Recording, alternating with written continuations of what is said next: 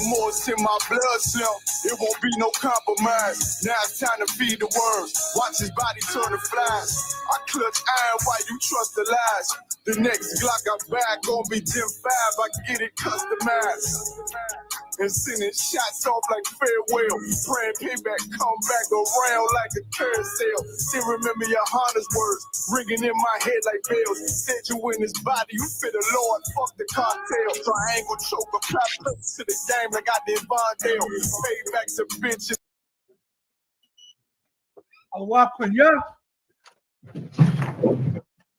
Right.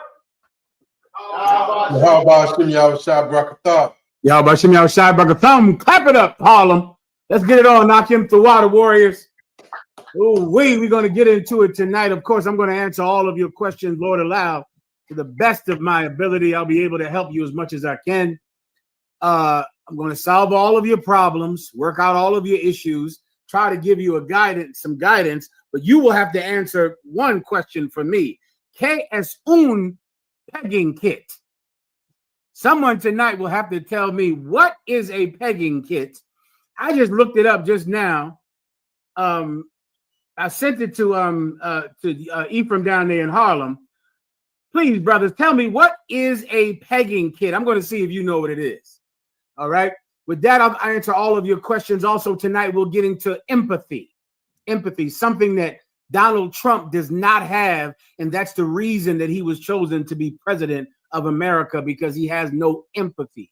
And America wanted a president that did not possess empathy. There's a new big wave going on in the Christian church where they teach that empathy is wrong, that if you're applying empathy in your life, you're actually a bad Christian.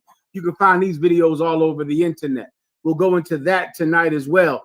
Also, we'll go into Donald Trump, and I will explain to you and show you what fake Israelites have in common with Donald Trump. We'll go into that tonight. Everybody understands? Good to go. Who do we have in the house tonight, Ephraim?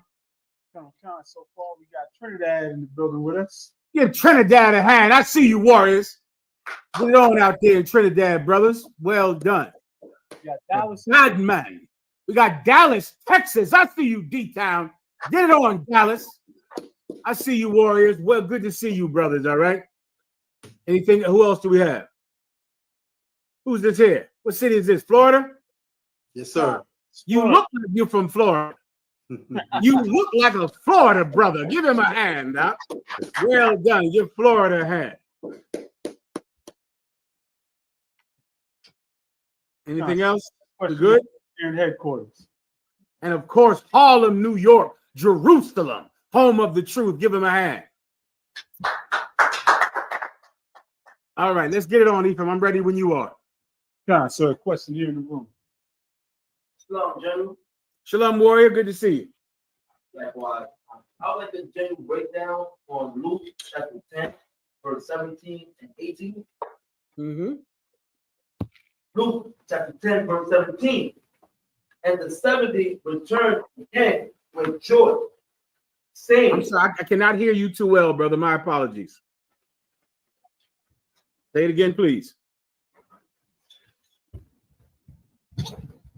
Stand up. Yes. Check this one. Slaki, can you hear me now, General?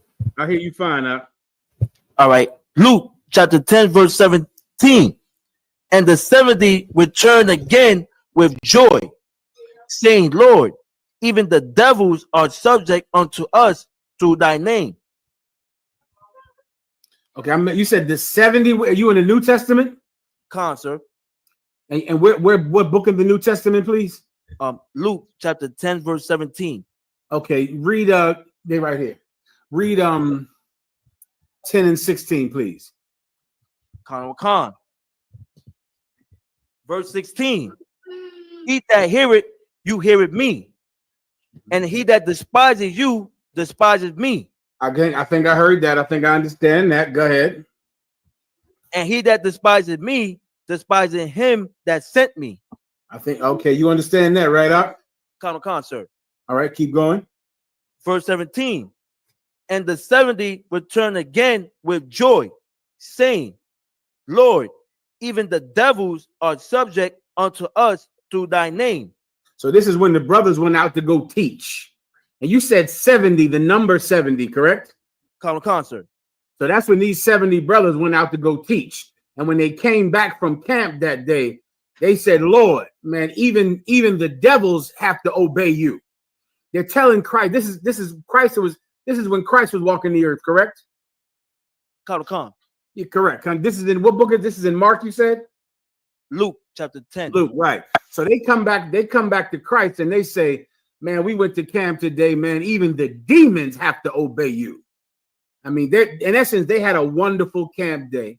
People tried to come against them at camp, but they won every battle. That's what that means. When it says that the demons obey you, you've been through this yourself, warrior. You go out to camp and people are coming up against the camp trying to battle us. Before you know it, your camp leader gets up on the mic, brother, and that same bastard that was coming up against us, now he's apologizing and asking, where is the school? You know what I'm talking about, don't you, Up? Concert. That happens. Okay, that's what he means by that. If you need me to keep going, go ahead. Concert, the next verse. Go ahead. Verse 18. And he said unto them, I beheld Satan as lightning fall from heaven. Read that again. And he said unto them, I beheld Satan as lightning fall from heaven. So remember, they're coming back from camp and they're talking about the wonderful day they had at camp. That even the people who hate us, just like Jesus Christ said, when he sent them out, he said, listen, if people hate you, they're going to hate you because they hate me. If they reject you, it's because they rejected me. And if they reject me, they're rejecting God. And then he sent them out on the street to teach. They came back. They had a glorious camp day. Este es un día glorioso. They had a glorious camp day that day. They came back. They're telling Christ all about it. Man, even the demons had to obey us, man. Even the demons obeyed you. And then Jesus Christ is making a comment on the success that they had that day at camp. You understand, warrior? Concert. And this is his comment. Read it again. Verse 18. And he said unto them, I beheld Satan as lightning fall from heaven. Meaning, imagine lightning in the sky, right? And you know how fast lightning hits the earth? You with me up? Concert. Think about how fast lightning strikes, how fast lightning comes down from the sky and hits the earth. He's saying he beheld, and Satan is falling as fast as lightning. You understand, warrior? Concert. That's what he means. As opposed to something just drifting down from the clouds or something just falling down. He's saying that Satan is falling like lightning falls from the sky. Meaning Satan is falling in what way, warrior? From his rulership. If Satan is falling like lightning falls from the sky, then that means that Satan is falling what? Very fast. That's the point. That's his point. Satan is falling fast. The demons, the people that rule this world, our oppressors. At one time, they called themselves the Roman Empire. Now they call themselves the British, the French, and the Americans, and the Russians. They're falling, and they're falling fast, quickly. Donald Trump is facilitating the lightning-like fall of America. It's happening. And it was happening during the time of Christ. During the time of Christ, Rome fell. The same people that oppressed us in that day, they had fallen 70 years. I'm sorry, they had fallen, my God. I mean, I forget how long when the Roman Empire split up. But not too long after Jesus Christ and after the fall of Jerusalem, the Roman Empire split up into the Eastern Kingdom, into the Western Kingdom.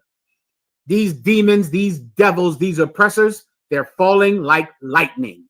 They're falling fast. That's the point. Was there more? That's it, sir. No problem. Next question. Sir, Florida has a question. Florida, I'm here, brothers. Shalom, General Yahabashim Yahshua Barakatah. Please, y'all be right up. Go ahead and read. Sir, with your grace, I would like to get a general breakdown of 2nd Ezra, chapter 2 and verse 46. Primarily, I want to know what the palms are that Christ is putting in their hands. Absolutely, brother. I'd be honored to help you. Thawada. Thawada, Okay, go ahead and read it, please. Yes, sir. 2nd Ezra, chapter 2. I'll start at verse 44. 2nd Ezra, chapter 2 and verse 44. So I asked the angel, and he said, Sir, what are these? He answered and said unto me, These be they that have put off the mortal clothing and put on the immortal. Do you understand that? Colonel Concert, if I may. Please. This is saying that basically they're in the spirit now. They're not living, they're not doing physical, like sinning and stuff like that. There you go. Exactly. Give him a hand. Well said. That's that. And this is for to catch everyone up to where we are. This is a prophecy that Ezra saw, a vision Ezra saw about the future, about the same things that you and I hope for every night. He saw the coming of our King Jesus Christ and the destruction of the enemies of God. He saw finally the slaves of the planet Earth, who are his people. He finally saw the slaves were going to be victorious, and they would now rule over the people that had ruled over them. This is Judgment Day. This is the day when now you receive a crown for standing with God in a place that hated God, for standing with Jesus Christ in a place that rejected him. And so now these men are getting crowns on their head for the hard work they did before Jesus Christ came back. And they're receiving, read that last. And so, of course, when the angel told Ezra, these are them that have cast off the mortal. The word mortal means death or dying, like mortality or mort, right? That which is a Italian, I believe, or Spanish for dead. And they have put on the immortal. Immortal means that you do not die. And how do you cast off the mortal? By casting off sin, by casting off lust, by casting off the things that make you disobey God's laws. Because when you disobey God's law, you die. So they've thrown off these things, and now they have put on immortality, meaning their behavior, their custom, their culture are now, it's a culture of life now, culture of living now, culture of keeping the commandments. So now we don't die. You understand? Yes, sir. Go ahead. Colonel Khan, sir. Colonel Khan. 2nd Ezra, chapter 2, verse 45. He answered and said unto me, These be they that have put off the mortal clothing and put on the immortal, and have confessed the name of God. Do you need me to break that part down? Do you understand that? If you may, sir. Confess is talking about saying that you believe in Jesus Christ, even though you know that they will hate you because they hated him. Which is what we just read with the other question. You understand? Because everyone hates Jesus Christ. When you go out and tell everyone about who he really is, they're going to hate you. That risk of being hated and persecuted makes telling everyone you follow Christ a confession. Because once you say it, you're going to have to pay for it. And once they find out you're in the truth, forget about this. If you in one of these fake Israelite groups, they'll be fine with that, because Christians and fake Israelites are the same. They're the exact same thing. The purple pigs of the IUIC, they're just a bunch of choir boys, and they're just like every other Christian, closeted homosexuals, yes, just like all the rest of them. But when you tell everyone that you're one Weststock, that you grow with Commanding General Yohanan, they're going to say you're in a cult. They're going to say that you're a hate group. They're going to say I don't want you around your son anymore, your daughter. I don't want you over here anymore. I don't want you coming in my house anymore. Saying that you're in the UPK is a confession of. It's something that once you say it, brother, there's repercussions. Yes, sir. You understand? Colonel, sir. Keep going. Yes, sir. Now are they crowned? Oh, but And these brothers receive- now they're getting crowned for making that confession. Now they're getting crowned for standing out on that street corner and telling the world what God said, even though they hate it. Going on the internet, TikTok, Instagram, Twitter, Facebook, and telling the world, YouTube, what the word of God is, though they hate it. Now you receive a crown on that day. Now you get to rule this continent. You get to rule these islands. You get to rule these lands for standing with him when no one else would. Continue. Come, sir. And receive palms. A palm is the leaf from a palm tree. Right? I believe they just had Ash Wednesday recently. I always forget what in the hell Ash Wednesday is about. I know they burn something and rub it all over their goddamn foreheads, right? But let me just explain what this is actually talking about. You know what a palm tree is, of course, right? Yes, sir.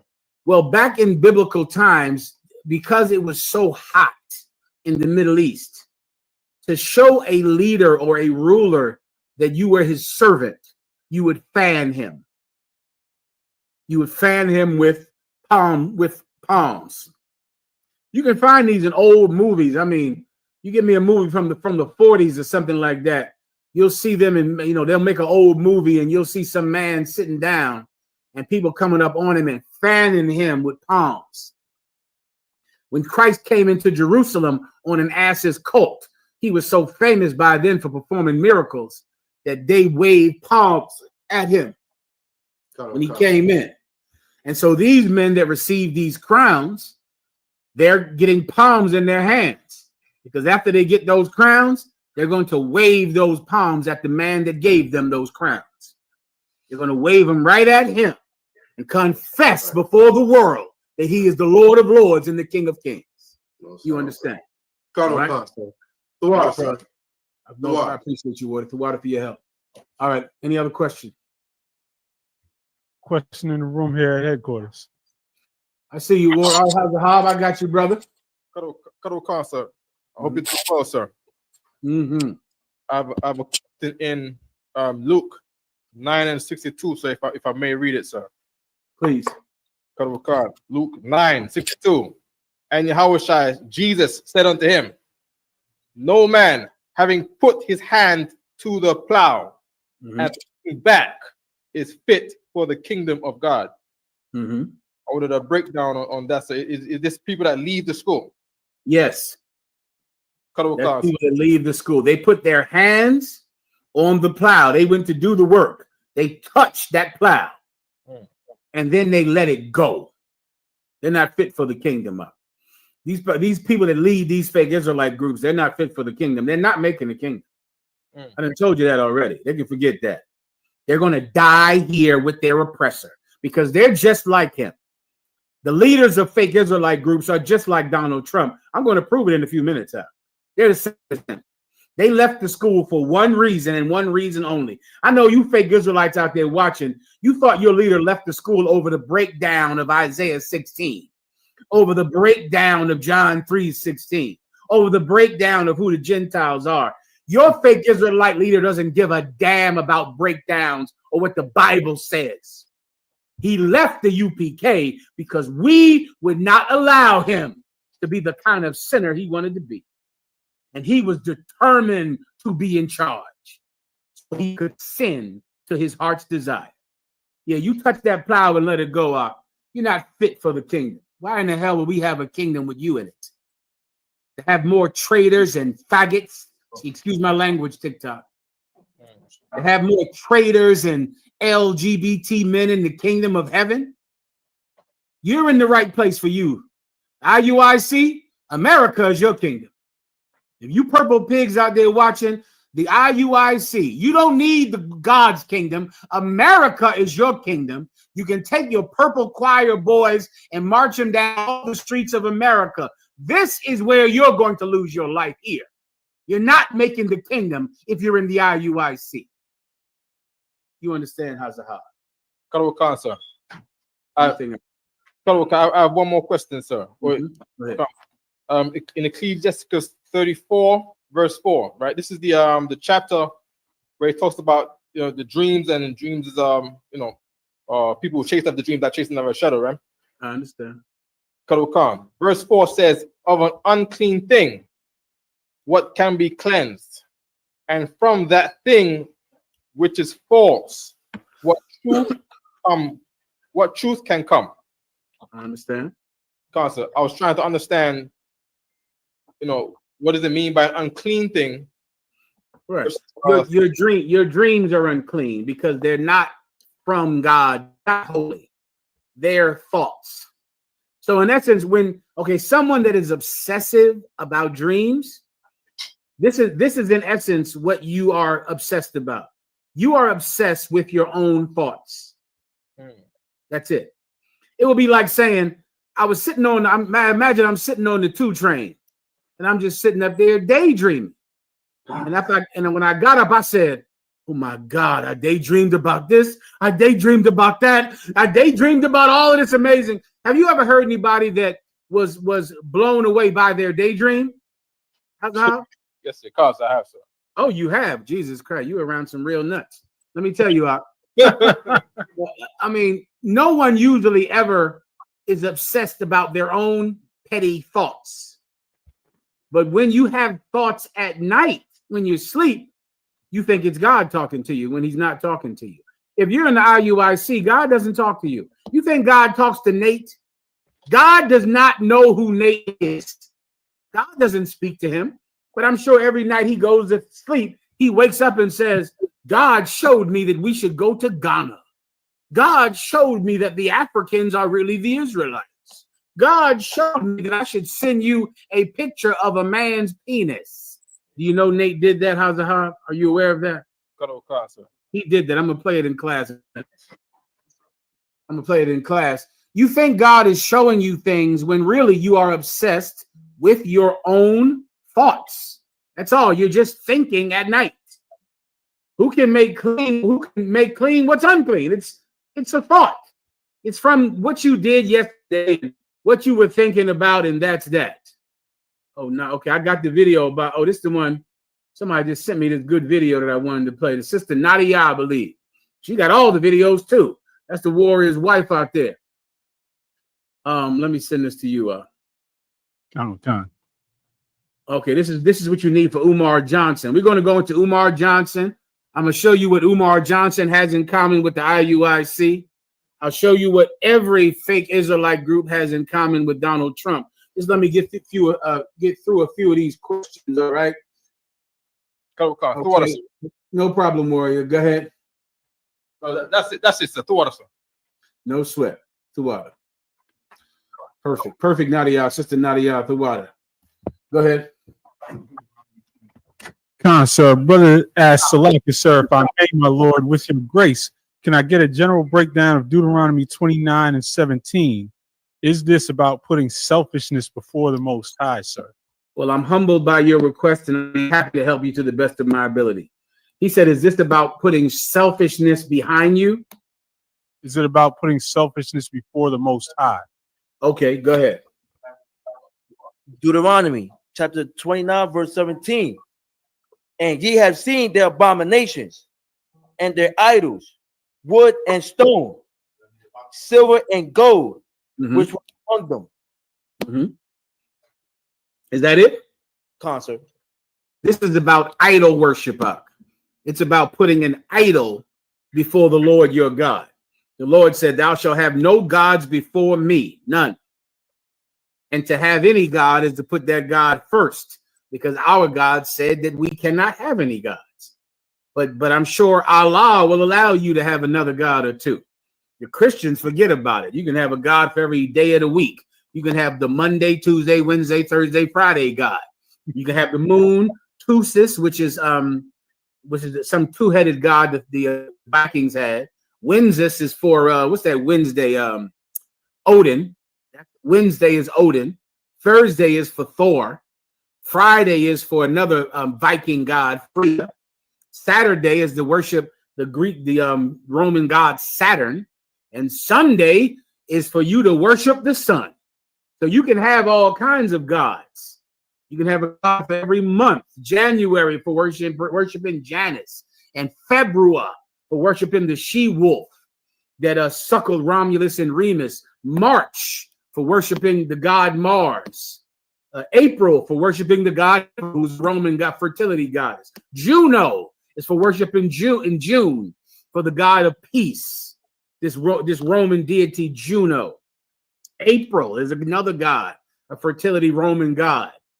Am I missing out? December is for 10. That's where the term December comes from the number 10, like decimal. The other gods don't mind sharing worship. The Most High God is a jealous God, and he will not share you with another God. You understand? So this is about idol worship.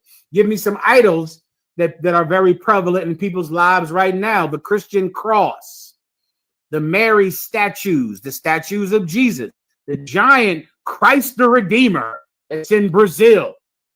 It stands about 100 feet tall. The cross that the Ku Klux Klan used to burn in your front yard. That was their idol. They loved that cross. They set it on fire so that the light of Jesus could chase your black ass out of Mississippi. There's so many idols. The cross that Christians believe has power. The Muslim idol of Allah, the cobblestone in Mecca, that every Muslim has to go to Mecca at least once in his life to kiss a black rock in Saudi Arabia that's covered with Arab saliva for 600 years. Damn. Those are idols, Ak. And I'm sure you have many more idols. The Buddhists, they got those idols in every Chinese restaurant. The fat man, the skinny one with all the little naps on his head, with the pearls around his neck. The cat, that old cat that they make your children worship. That cat over there in China, that's a god. That's a god, that Korean and that Chinese cat. That's another one of those gods. You got the 4-leaf clover right now. I'm sorry, the 3-leaf clover. That's the season we're in right now. That's an idol. That's an idol. Yeah, you send your children to school. They're kindergartners. They come back because they drew a shamrock today. That shamrock is the representation of the God, the Father, and the Holy Spirit. The 3-leaf clover. It was like a religious symbol during the time of the Druids, because when the clover would cover the field, they knew it was springtime, and so they began to worship the clover because they wanted to worship spring.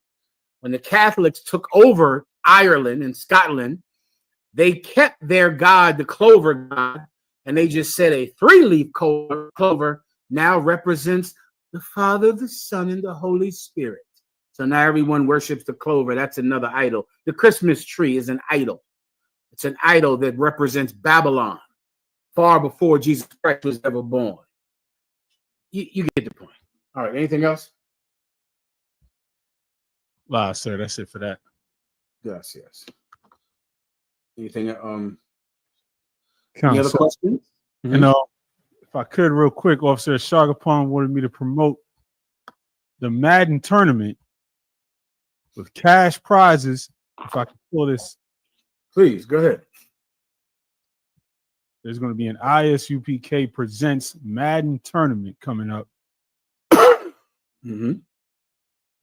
Starts March 15th, $50 admission. The deadline to enter is the 14th. You can email onewestshagapon@gmail.com to get in. All right. Everybody heard that. Y'all better get on top of it. You want to get in there and play that? What's that? Madden, the football game, right? Con. Gonna play the football game, $50. You playing the video game anyway. You stopped having sex with your wife 2 years ago to play video games, so you might as well get in there and win some money. Everybody understands? Okay, let's go ahead. Con, sir, brother in the comments had a question. Salakia Adawan, with your grace, if you see fit, may I get a general breakdown on Ezekiel 34 and 18, Baba Shah? I'd be happy to, brother. I'm humbled by the request. Thank you, brother. Okay, let's go ahead. Ezekiel chapter 34, verse 18.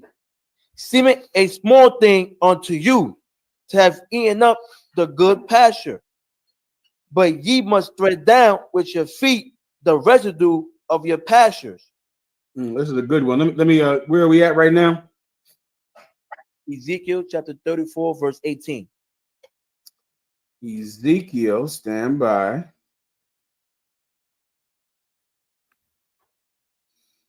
34, verse 18. 18. Okay, go ahead. Okay, let me go up above it a taste, all right?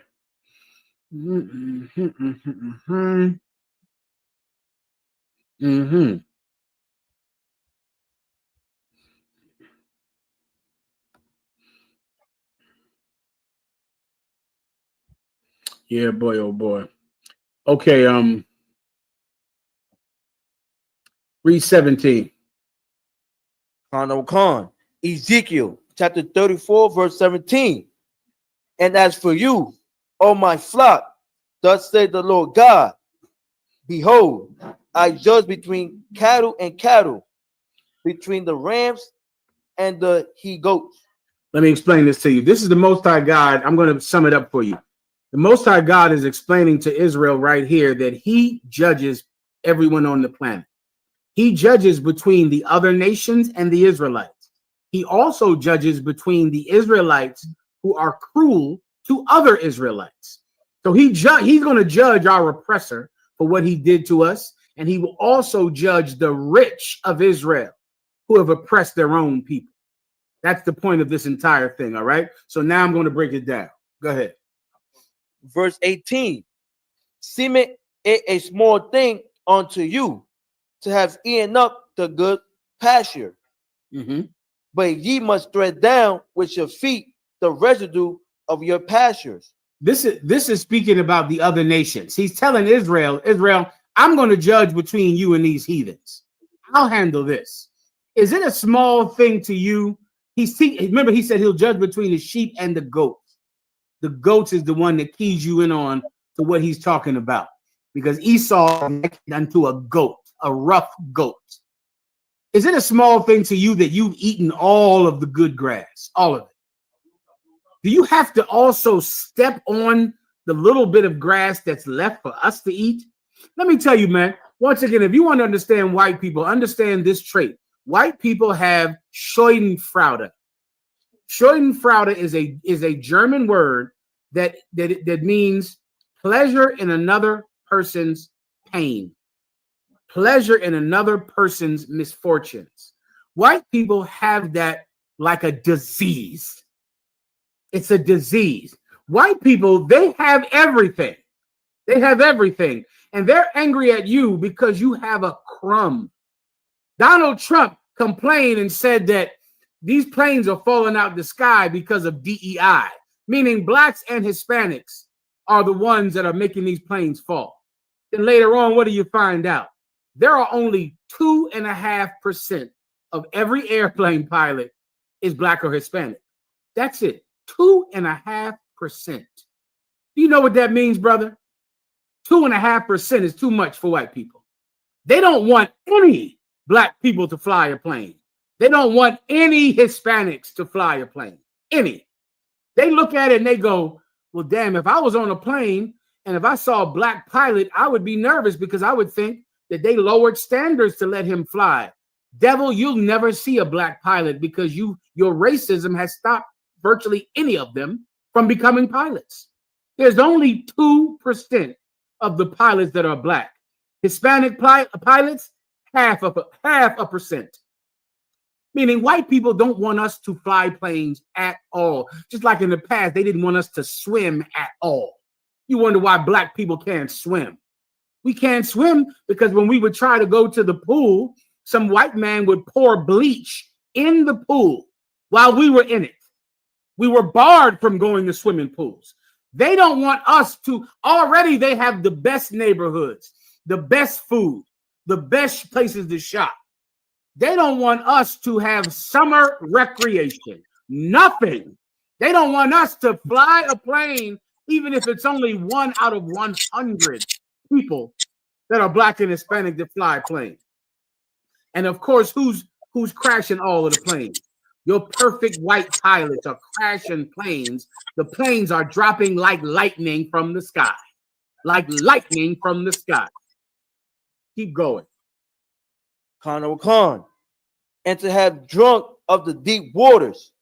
You drank the deep water. You drank down the deep waters. You've drunk them. Keep going. But ye must foul the residue with your feet. You drink the deepest water. You drink it all up. Now, there's only a little bit of water left because you drank all the deep water. So there's a little bit left. What do? You walk in it with your dirty, stinking devil feet, your hoofs.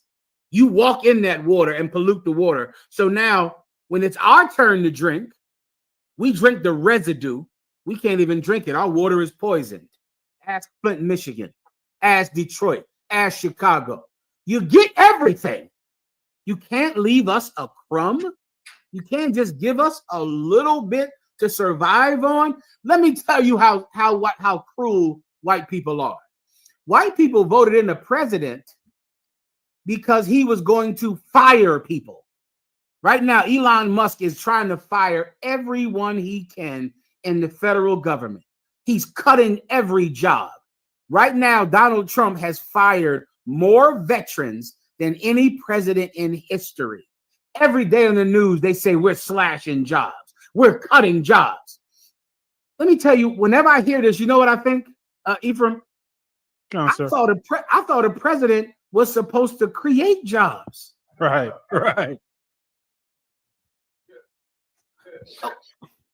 I thought people ran for president to get people jobs. I thought people say, well, I'll become president and I'm going to create industries. I'm going to create wealth. I'm going to create jobs. Do you know how cruel white people are?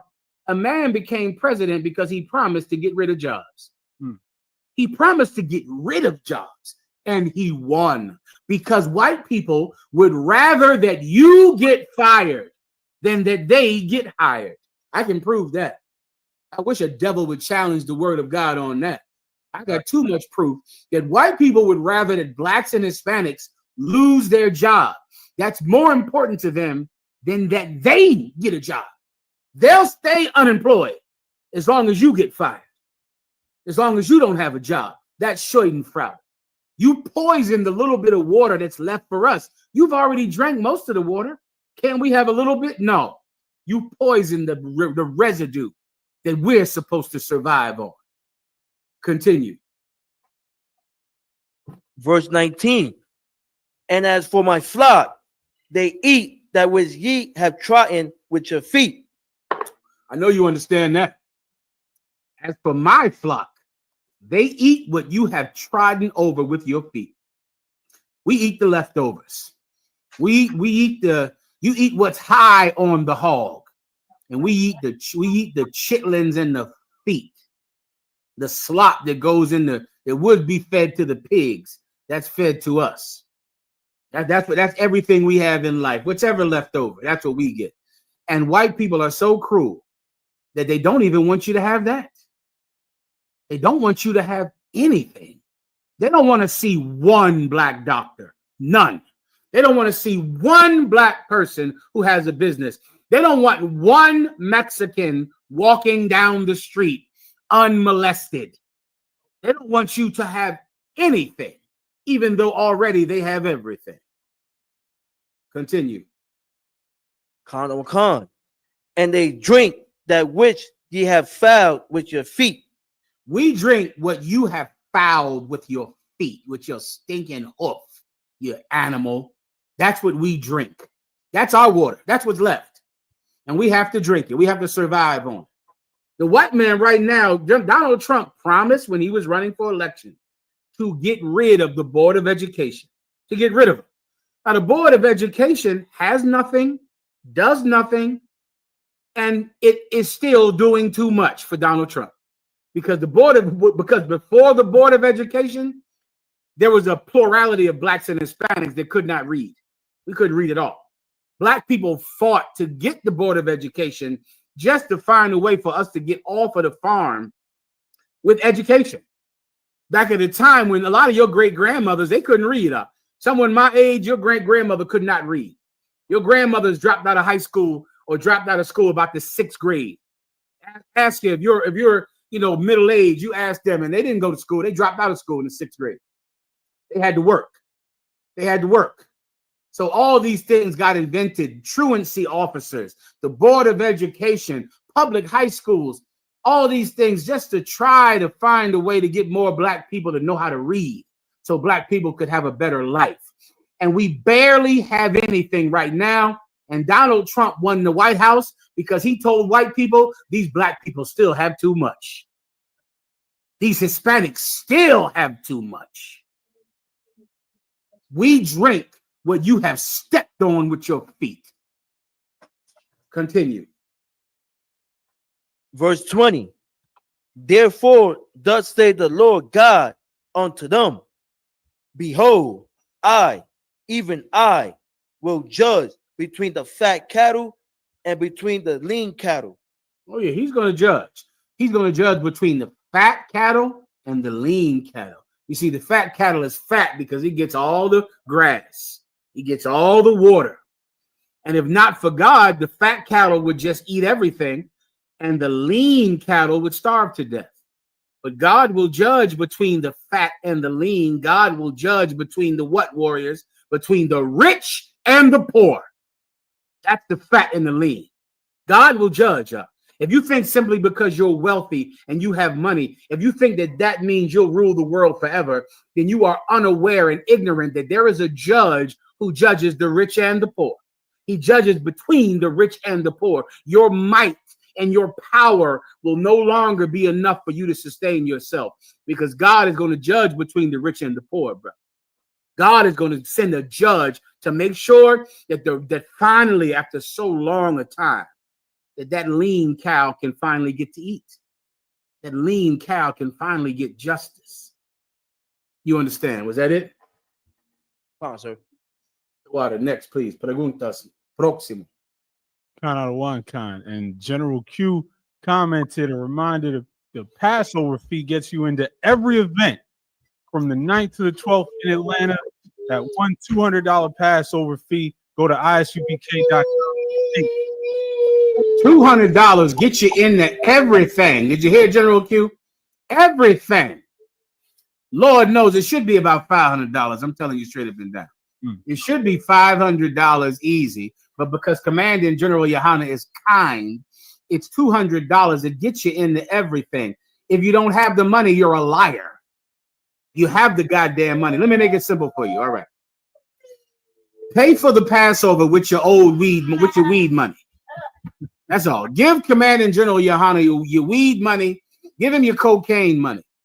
Give him the money that you spent on lobster and crab. Give him your Christmas money. You have it. You just use it on weed and marijuana and cocaine and pills. You give the UPK your Christmas money. God damn, this school will be floating on a goddamn, will have their own flying saucers. You go to camp on a damn flying saucer if you would just simply give the UPK your weed money. Anything else? Come on, sir. Charlotte has a question. Charlotte, I'm here for you, brothers. Ask if you could, sir, give a general breakdown of Leviticus 18 and 22 for one of the brothers tuning into the class. No problem. What's the brother's name? If you have it, you can let me know. I'll help the brother out.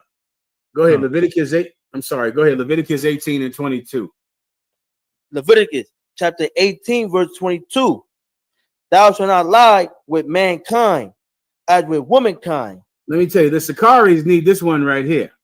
The Sakaris, but they're not alone. That's what you got to understand about the Sakaris. Are the Sakaris gay? Yes, they're gay, clearly. But they're not the only ones. The IUIC is gay too.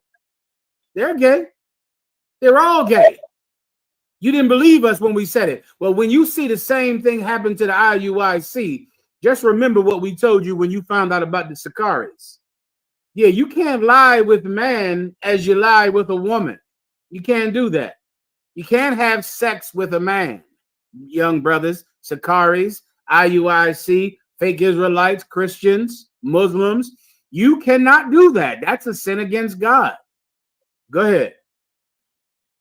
Khan. It is abomination. It's an abomination. An abomination is an evil act that God forbids. That's what that means. Go ahead. Verse 23. Neither shalt thou lie with any beast to defile themselves therewith. Oh Lord, fake Israelites, are you having sex with the chickens and ducks and dogs too? I don't doubt it. You shocked me this week. I was stunned, flabbergasted. Jesus Christ, that Sakari cat, he looks at least twice as manly as Bishop Nate. If Sakari is taking it in the backside, I can only imagine what is going into Nate. There's somebody putting a whole them rolling pins they used to bake biscuits with. You know what I'm talking about, Ephraim? Give me a picture of a bowling pin. That's in the pegging kit. Let me tell you, before I looked up pegging kit, I had my wife look it up because I did not want that in my phone. I had my wife look it up. And I you know what I thought? I thought a pegging kit was like, you know, one little wooden piece, different sizes and shapes, like a kit, like a whole kit where you can choose from it. Like, let me see, what do I want to get raped with tonight? I'll take the light bulb.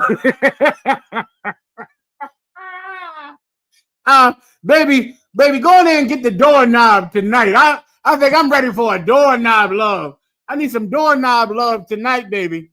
Oh, baby, I had a rough week. You better get the baseball bat out there, baby. I had a rough week. I thought a pegging kit was like different wooden shapes, to suit the homosexual's pleasures. That is not what a pegging kit is. That's not what it is. Right? I thought the pegging. Hey, baby, listen. Go get the bowling pin, sweetheart. Go ahead. I had a rough week. I think I'm ready for and the woman be like, well, Sakari, are you sure you're ready for the bowling pin?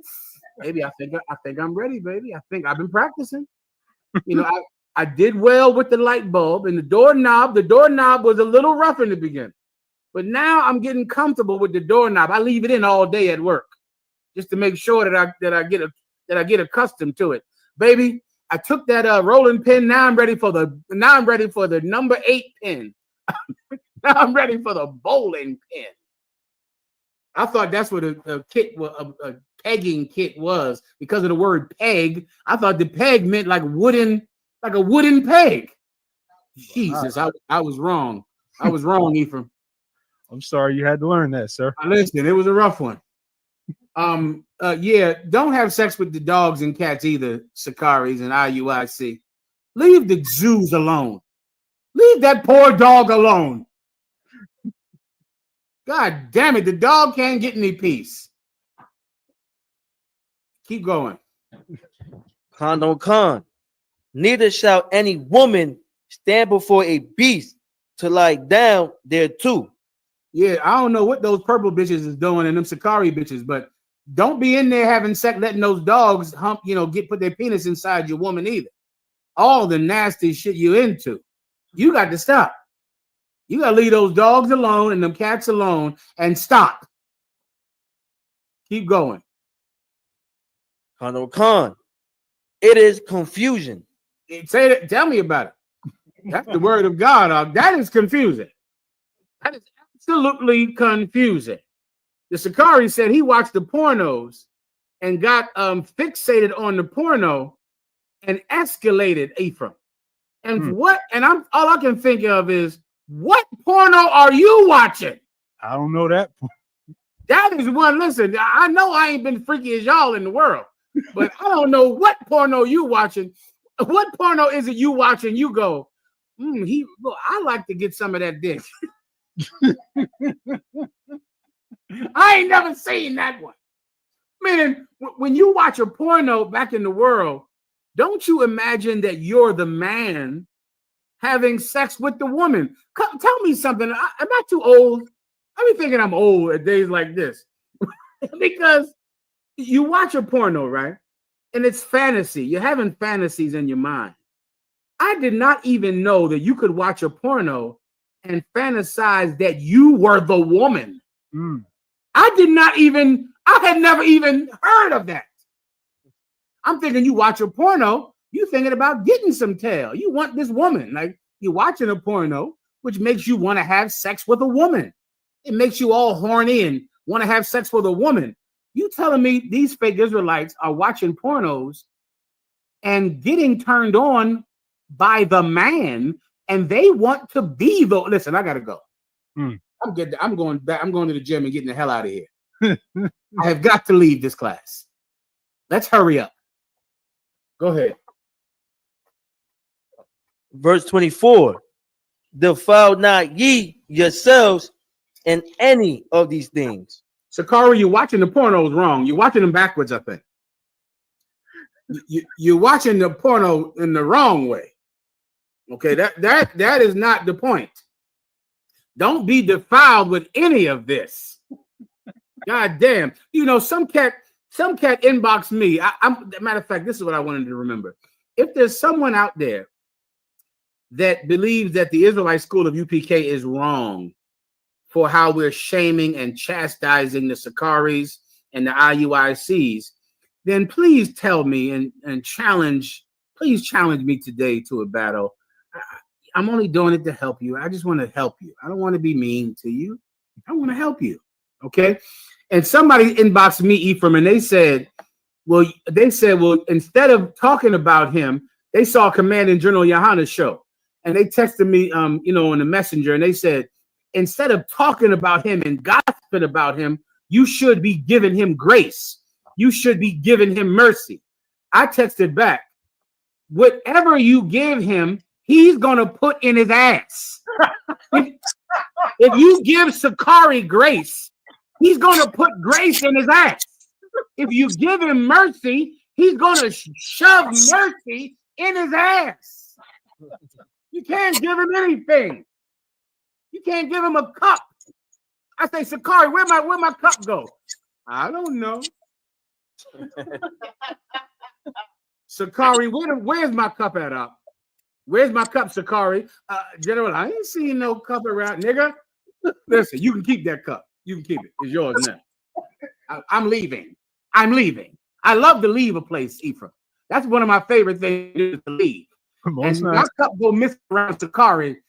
All right, Sakari, I'm gone, y'all. You got it. You can have the cup, brother. I'm out. Jesus. Yeah, y'all better calm the hell down, man. Stop the shit. Stop doing what you're doing. Anything else? Sir. For in all these, the nations are defiled, which I cast out before you. Come on, all this hating the white man, all this we against the white man. No, you're not.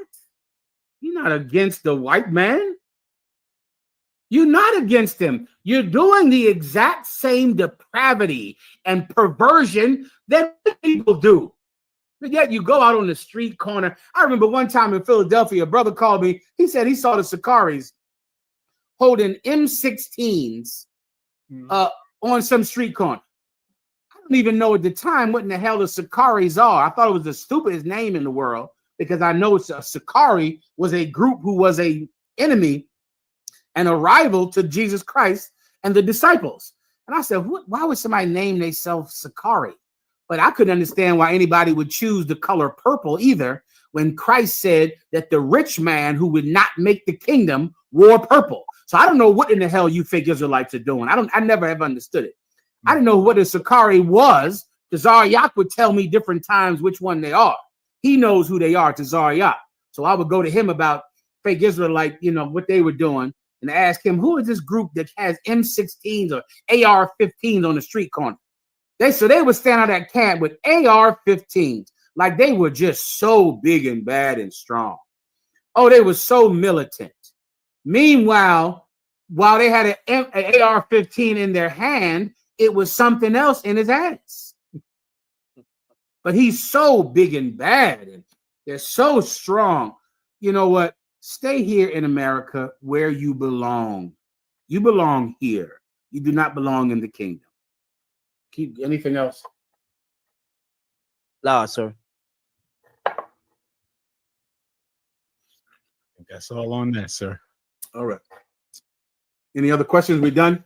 Consider some more questions in the chat. All right. Let me know we should get down with the topics. All right. Go ahead. Brother had a quick question. He asked if in the ancient times Jerusalem had walls, how do we protect the smaller villages and hamlets that didn't have walls? Smaller villages and hamlets, they might be protected by many different things. Some of them had no protection. A lot of small villages and hamlets had no protection at all.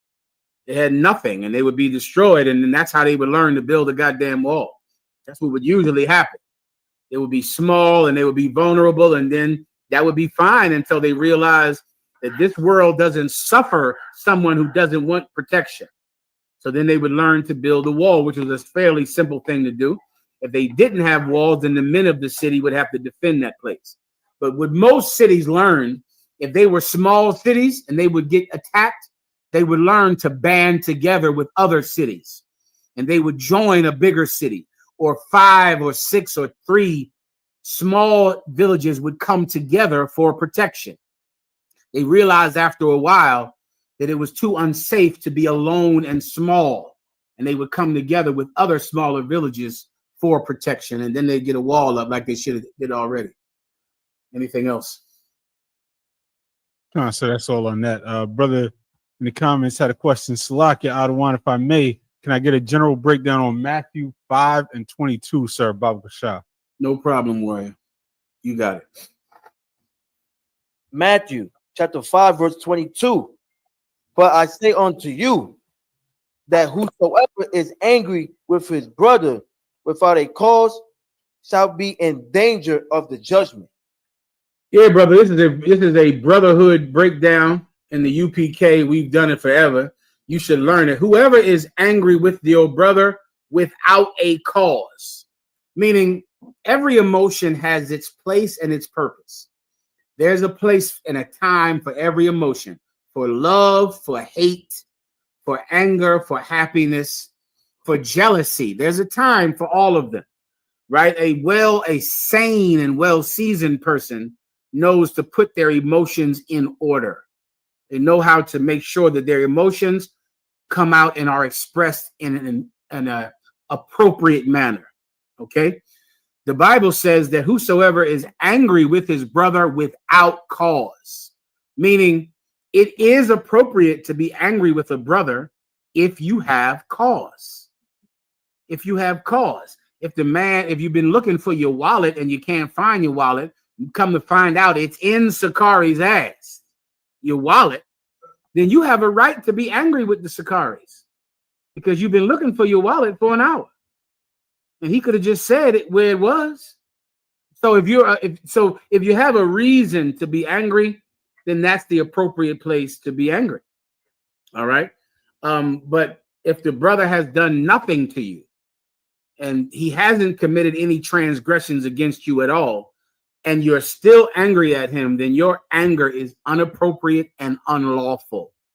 You cannot be angry with a brother without having just cause, meaning reason for the anger. And so many of you, you're angry with your brother out of something that's in your mind, some supposition in your head, some thought or some dream you had. Some thought in your mind is making you hate your brother when you have no evidence at all, nothing tangible to say that he did anything wrong. But you just don't like him because you think that he thinks that you think something. And that is a sin. Everyone understands. All right, next. There's more in the verse, sir. Please. And whosoever shall say to his brother, Raka, shall be in danger of the council. Rakar means evil. So then you tell your brother Rakar, you say, you're evil. You're evil. The problem is evil for what? What has he done to be called evil? Has he done something? Well, I believe, I just feel that's nothing. Your thoughts are not just cause to call a brother evil. You know, your assumptions, what you think about him is not cause to call him evil. You have no cause to do that. So you're going to counsel for saying something evil about that brother. You're going to counsel because you have done something. I know that you called that brother evil. I know that. And I know that you had no reason to do it. So then you're going to the council. You got to have a reason to even feel a thing, to even express anger about another brother. You have to have a just cause. Now, if you're stupid, you'll think that you can come up with that just cause, but you can because you're an idiot and stupid. So what you should do is go to council and let your betters tell you whether or not you have the right to be angry. Everybody understands. Come on, sir. Come on. All right, next. Come on. Sister in the comments says, Shalom, General Mahayaman, Ottawa. May I get a general breakdown of the Nabal and Abigail story in 1 Samuel 25? The water for your wisdom, Lord. Absolutely, sister. I'd be honored to help you in any small way that I can. All right, let's go. I'll give you someone get it for her, and I'll catch you up with what the story is about. Abigail was a sister that was married to this man named Nabal. All right. History calls him Nabal because the translation is close to Baal, meaning history wants to remember him as being an evil man, as saying that he is close to the god Nabal, which means he worships Baal. So he's always going to be known as Nabal because this was an evil man who was a sinner and worshiped the false god Baal. Now she was married to Nabal. David at this time in his life, he was on the run from King Saul. King Saul was hating him without cause. King Saul believed that David was trying to take his throne. David did nothing that could make King Saul think something like that. King Saul was wrong. David was not trying to take the throne of Israel, even though he was anointed by a prophet of God, king. He still did not do it.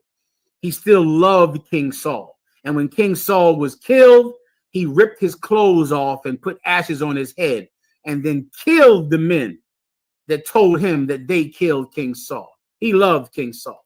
King Saul was wrong for trying to kill David and for chasing David.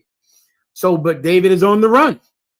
He's on the run and he's hungry. He's starving. The priest gave him showbread to eat because he was starving. Those priests that gave him bread, Saul killed those priests by the hand of his servant Esau. His servant, this Edomite. I forget his name. He was an Edomite though, and he killed 9 priests simply because they fed David bread. David was hungry. Bit by bit, men began to join him. What type of men joined David? Outlaws. That's who joined David. Because at that time, David was an enemy of the state. He was on the run. He had a warrant. Saul was trying to kill him. So different men who were outlaws, they joined him. They were on the run. They had warrants. And they began to join him, different men. Those first 32 men were called his mighty men. And they followed King. They left their life of crime behind them and they followed David. And they stood, and as they were with David, David had them on the border between Judah and Edom and Judah and the Philistines. And David would simply patrol that border and kill any Philistine that tried to attack Israel or encroach upon Israelite land from Edom or from Philistia. That's what he did. Well, as he was doing this, there was a sheep herder, a man who had sheep. And this man was in danger because the Philistines were going to kill him and take all of his sheep. David and his 600 men at that time, they protected this man. They made sure he was safe day and night while his sheep were eating and getting big, getting fat. They protected this sheep herder to make sure that the Philistines did not steal his sheep and kill him. This sheep herder worked for Nabal. He worked for Nabal. He was Nabal's sheep herder. So the sheep herder left, went back to Nabal with healthy, fat sheep and told Nabal, listen, man, David watched over us day and night, protected us. And that's how we survived. And that's how our sheep got back. Well, when David was hungry, David said, listen, I'm going to Nabal and I'm going to ask for food. Since I took care of his sheep herders, I protected them while they were on the border between Judah and the Philistines. Now that I'm hungry, I'm going to go to Nabal because he owes me. He owes me. So that's what you need. Now I'm going to start you right there. So David went down. I'll give you a little more. So David sent a man down to Nabal to say, my Lord David, he watched your sheep herders for the winter. He protected them. Now we pray you that you would give us food and victuals, which is food, because to return the favor that we did for you. Nabal cursed that man out, cursed him out. He said, who in the hell are you to ask me for food? You are Saul's servant and you need to get right with him. I'm not giving you a damn thing. David's servant said, all right, and left. But Nabal's wife, Abigail, was listening. And Abigail knew one thing about her husband. She knew her husband was a goddamn fool. Some of you women, you married an idiot. You did it. We're going to go into the Anthony Edwards story in a minute if we have time. Anthony Edwards didn't realize that when you have sex with a woman, that's where babies come from, young brother. He didn't realize that. Well, a lot of you dummy women out there, you don't know that when you go have sex with a man, that's where babies come from, sweetie. So you might end up with a baby's father that's an idiot. He'll curse out David, who saved the life of his shepherds. Well, when she heard it, she knew it was stupid. And she knew the kind of man that David was. He had gotten a reputation by then. He was an outlaw. He was a gangster. And she was scared to death on what was going to happen to her husband. She was right. Because by the time that servant got back to David and told him what Nabal said, now I want to start you right there. Start me right there to what David said when his servant came back and told him that Nabal cursed him out and wasn't going to give him anything. Start me right there if you could, Ephraim. 1 Samuel chapter 25, verse 10. And Nabal answered David's servants and said, who is David and who is the son of Jesse? There be many servants nowadays that break away every man from his master. He cursed out David. Who is David? Who is the son of Jesse? That's David's father. There'll be many people that are broken away from their masters, which is King Saul. So he cursed him out, and then skip down at one verse. Go ahead. Verse 11. Should I then take my bread and my water and my flesh that I have killed for my sharers and give it unto men? He said, I'm not giving my food to men. I'm not giving you my food. Skip down more to when Abigail heard it. So he's just telling him he's not giving him a damn thing. That's the point. All right, go ahead. Verse 14. But one of the young men told Abigail, Nabal's wife, saying, behold, David sent messengers out of the wilderness to salute our master, and he railed on them. He did what? He railed on them. Yeah, this young brother, by now, David was a gangster rocket. He had a reputation. So the young man heard what his master Nabal said to David's men. He went straight to Nabal's wife, because Nabal's wife was famous for having something that a lot of you dummies out there don't have. She had common sense. She was a smart broad, smart, and that is a treasure. So he went straight to her. He said, listen, Nabal just cussed out David's man. We in trouble. We are in trouble. Keep going. Verse 15. But the men were very good unto us, and we were not hurt. You see that? He's saying, man, Nabal cussed him out, but David was good to us, and we were safe. We were not hurt. Skip down one more verse. Verse 16. They were a war unto us. Skip down. That's just him explaining how good David was to them and how good David protected them. Skip down 2 verses. Verse 18. Then Abigail made haste and took 200 loaves and 2 bottles of wine and 5 sheep ready dressed. Abigail, when she heard what her husband did, she went and got all this food, got it all together. She hurried and did it. Keep going. Khan, and 5 measures of parched corn, and 100 clusters of raisins. Skip down one verse. Khan, verse 19. And she said unto her servants, Go on before me. Behold, I come after you. But she told not her husband Nabal. Read that again. Khan. And no, just the last part. She told not her husband Nabal. She didn't tell him. Why didn't she tell Nabal? Because she had sex with an idiot. She didn't tell him. She kept it from him, and she was right. She was right, because her husband would have stopped her from giving David that food. And this woman was set to save her husband's dumb life. Some of you women out there, you married an alcoholic. You know you did it. You didn't care about that at the time because you were so lonely and you needed penis inside you so desperately. You didn't care that he was an alcoholic. He's an alcoholic. Or you didn't care because your father was one. You didn't care. You didn't care that he's a dummy, that he's abusive and he's mean. Some of you women, you married just a nigga that's mean. He's just mean. And you don't care that he's mean. Why? Because you were so lonely and your father was the same way. But then once you come into the truth and you realize you can't leave it, oh, then you got a mean drunk as a husband. And he's always doing something that's going to get you hurt.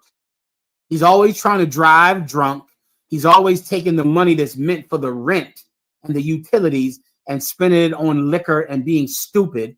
You better not tell him you got paid. You better not. You better keep it from him. Because if you make sure to never tell him when you have money, you'll keep lights on over in his stupid head so he can, read a liquor bottle at night and play a video game. You'll keep the heat on. Keep a roof over that drunk's head because you never tell him when you have money. This is the word of God. I'd like to be challenged on it anytime you're ready. Keep going. Khan, verse 20. And it was so, as he rode on the ass, that she came down by the covert of the hill. And behold, David and his men came down against her. David and his men. Let me skip up to it. Let me just tell you what David did. When David's servant told him what Nabal said, David told his men, if you can find this fast, you can read it. If not, I'll break it down for you. David told all of his men, put your sword on your hip. Every one of you, get your sword, put it on your hip. Because we're going down to Nabal's compound. And when we leave, we're not going to leave one person that pisses against the wall. There won't be one person left that pisses against the wall. That's Israelite slang for I'm going to kill every man that's there. So David put on his sword, got his brothers, and they were riding down to Nabal's castle, riding to it, to kill every man there and to take the food that they want. They're going to take it now that you don't have the grace to give it up to men who protected you. And they're coming to kill Nabal, kill all of his men, and take the food. That's what they were doing. So as they were coming there, who'd they meet? They met Abigail on the way. Abigail was in the middle between her husband and David, and she met David before he could get to her husband. Keep going. Khan, verse 21. Now David had said, surely in vain have I kept all that this fellow have in the wilderness, so that nothing was missed of all that pertained unto him. David was so offended by this. David said, I've done this in vain, meaning I protected this man for nothing. For nothing. I protected his sheep, his herdsmen. I've done that for nothing all that time, and he won't give me any food. No sweat. I'll see you in a minute. I'll be down there in a second. Keep going. Khan. And he had requited me evil for good. Meaning I did a good thing for him, but he has requited me evil for the good that I did for him. Here I come, Nabal. No problem. Here I come. Keep going. Khan, verse 22. so and more also do God unto the enemies of David. If I leave of all that pertain to him by the morning light, any that pisseth against the wall. Meaning, let the Lord be with my enemies if there is one man left. If by the time the morning gets here, if there's one person that could stand up and piss, then Lord, stand with my enemies there. Because I guarantee when the sun comes up, there won't be anybody that could piss standing. Anyone. That was David. That's how he was. That's how he was. And God said he was a man after his own heart. Keep going. Verse 23. And when Abigail saw David, she hasted and lighted off the ass and fell before David on her face. She fell down and on her face in front of David. Keep going. And bowed herself to the ground. Mm-hmm. Verse 24. And fell at his feet and said, upon me, my Lord, upon me, let this iniquity be. You know what she's doing right now for you women out there listening, and for you drunk brothers out there? A lot of you brothers out there, you might have been molested, or your father was a drunk, and you're watching the class tonight.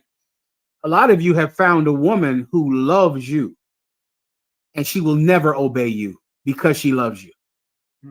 She can't obey you, because obeying you would mean that she would have to let you destroy yourself. This woman fell down on her face in front of David and said, Lord, let the evil be on me. Don't kill my husband. He's a fool. Blame me for it, Lord. Blame me for it. What a woman of class, sagacity, and sophistication are. What a woman. What a woman this is. She loves this man, and she does not obey him because he's a fool. And obeying him would mean they would be dead if she obeyed him. Read that part again that she just said. And fell at his feet and said, upon me, my Lord, upon me, let this iniquity be. Keep going.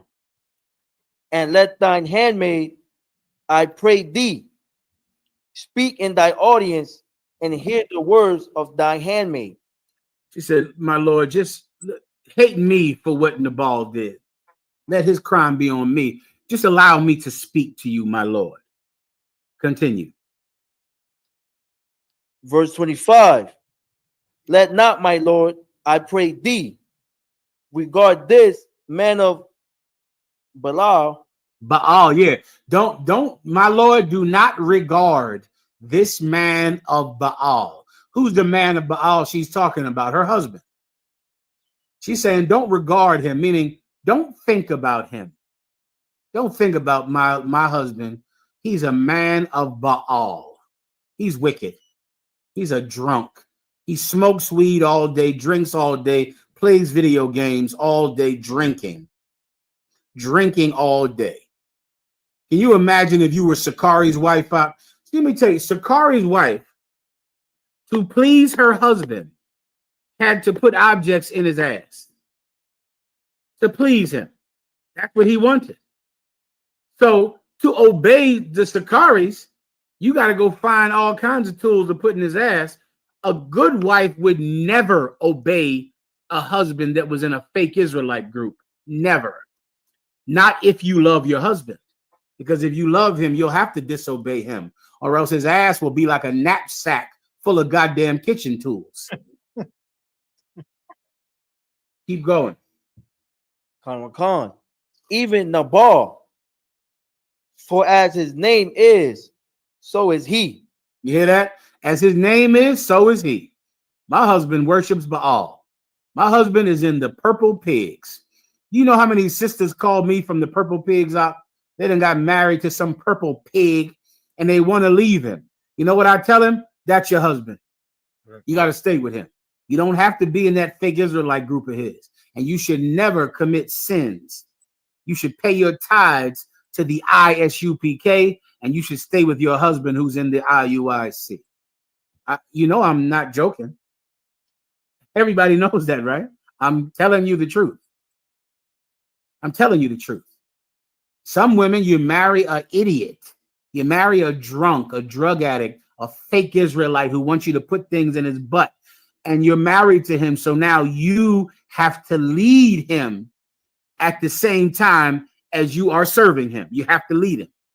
You have to protect your husband from himself, because sex is forever.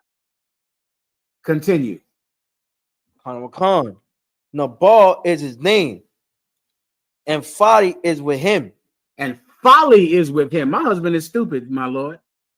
His name is Nabal, and folly is with him. He's a dummy. That's why he said what he said to your servants. That's why he didn't give you food, because he's dumb. Keep going. Khan. But I, thine handmaid, saw not the young men of my Lord, who thou didst send. Verse 26. Now therefore, my Lord, as the Lord liveth, and as thy soul liveth, seeing the Lord have withholden thee from coming to shed blood. Meaning, my Lord, if I would have been there, I would have made sure your men had the food. I wasn't there. But as my Lord liveth, God has just stopped you from shedding blood in revenge. God has stopped you because God put me here to stop you. That's what she told King David. She told him that. Because if she was not there, David would have went into her husband's house and killed him and every man there. Every man there would have had to have died because of the insult that Nabal did. So she's saying, God stopped you from doing it. You have to see that. That's why I'm here, to stop you from shedding blood. Continue. Khan. And from avenging thyself with thine own hand. That is a sin. What David was about to do was a sin. David was about to take vengeance out with his own hands, and you cannot do that in Israel. You cannot harm someone in Israel unlawfully. David was about to kill these people because they did not give him food that he deserved. That would have been a great sin on David's hands. And she's saying, my Lord, I stopped you from committing that sin. God put me here to stop you from committing that sin. Continue. Khan.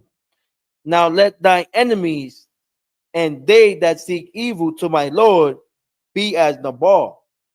Now let your enemies and them that speak evil to you be just like Nabal. Nabal is just another cat who's against you.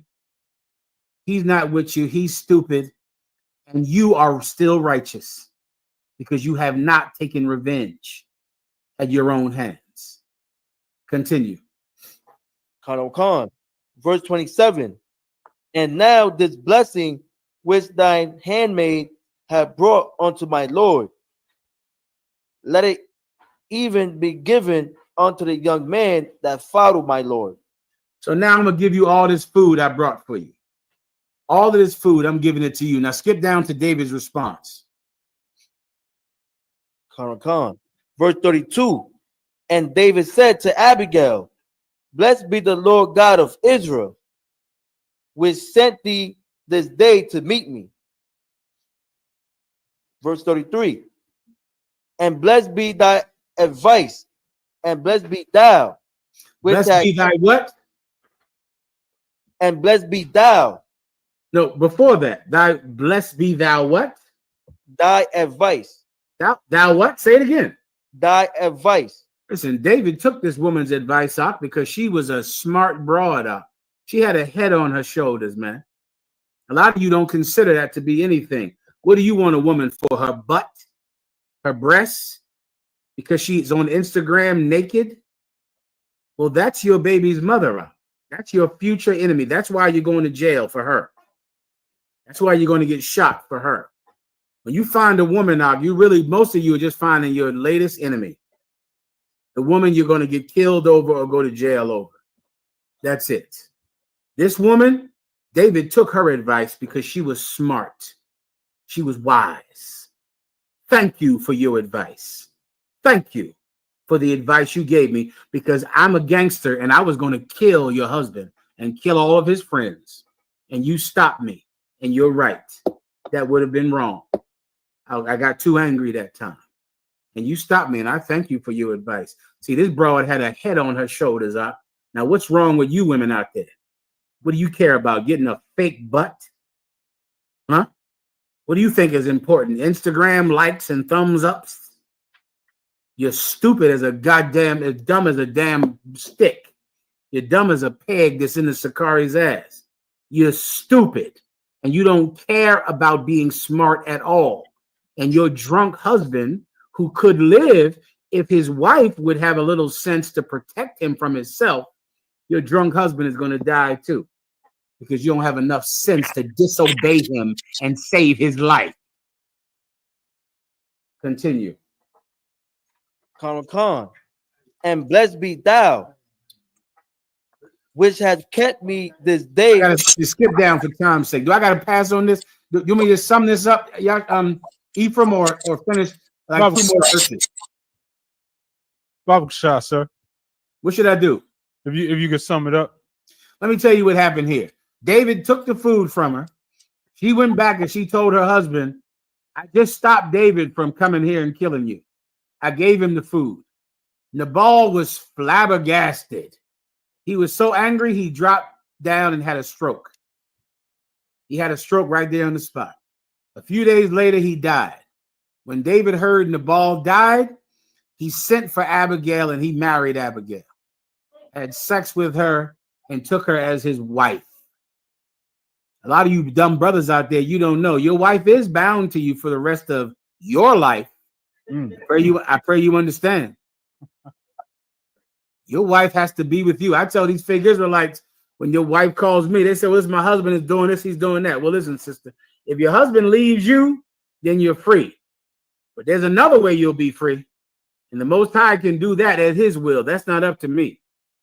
But the Most High will kill your husband, give him a stroke, a heart attack, give him all of this goddamn colon cancer, and all of the many ways that black men die every day before they hit 50. And before you know it, baby girl, you'll be single. That's all. And there'll be some one West brother here to solve all your problems.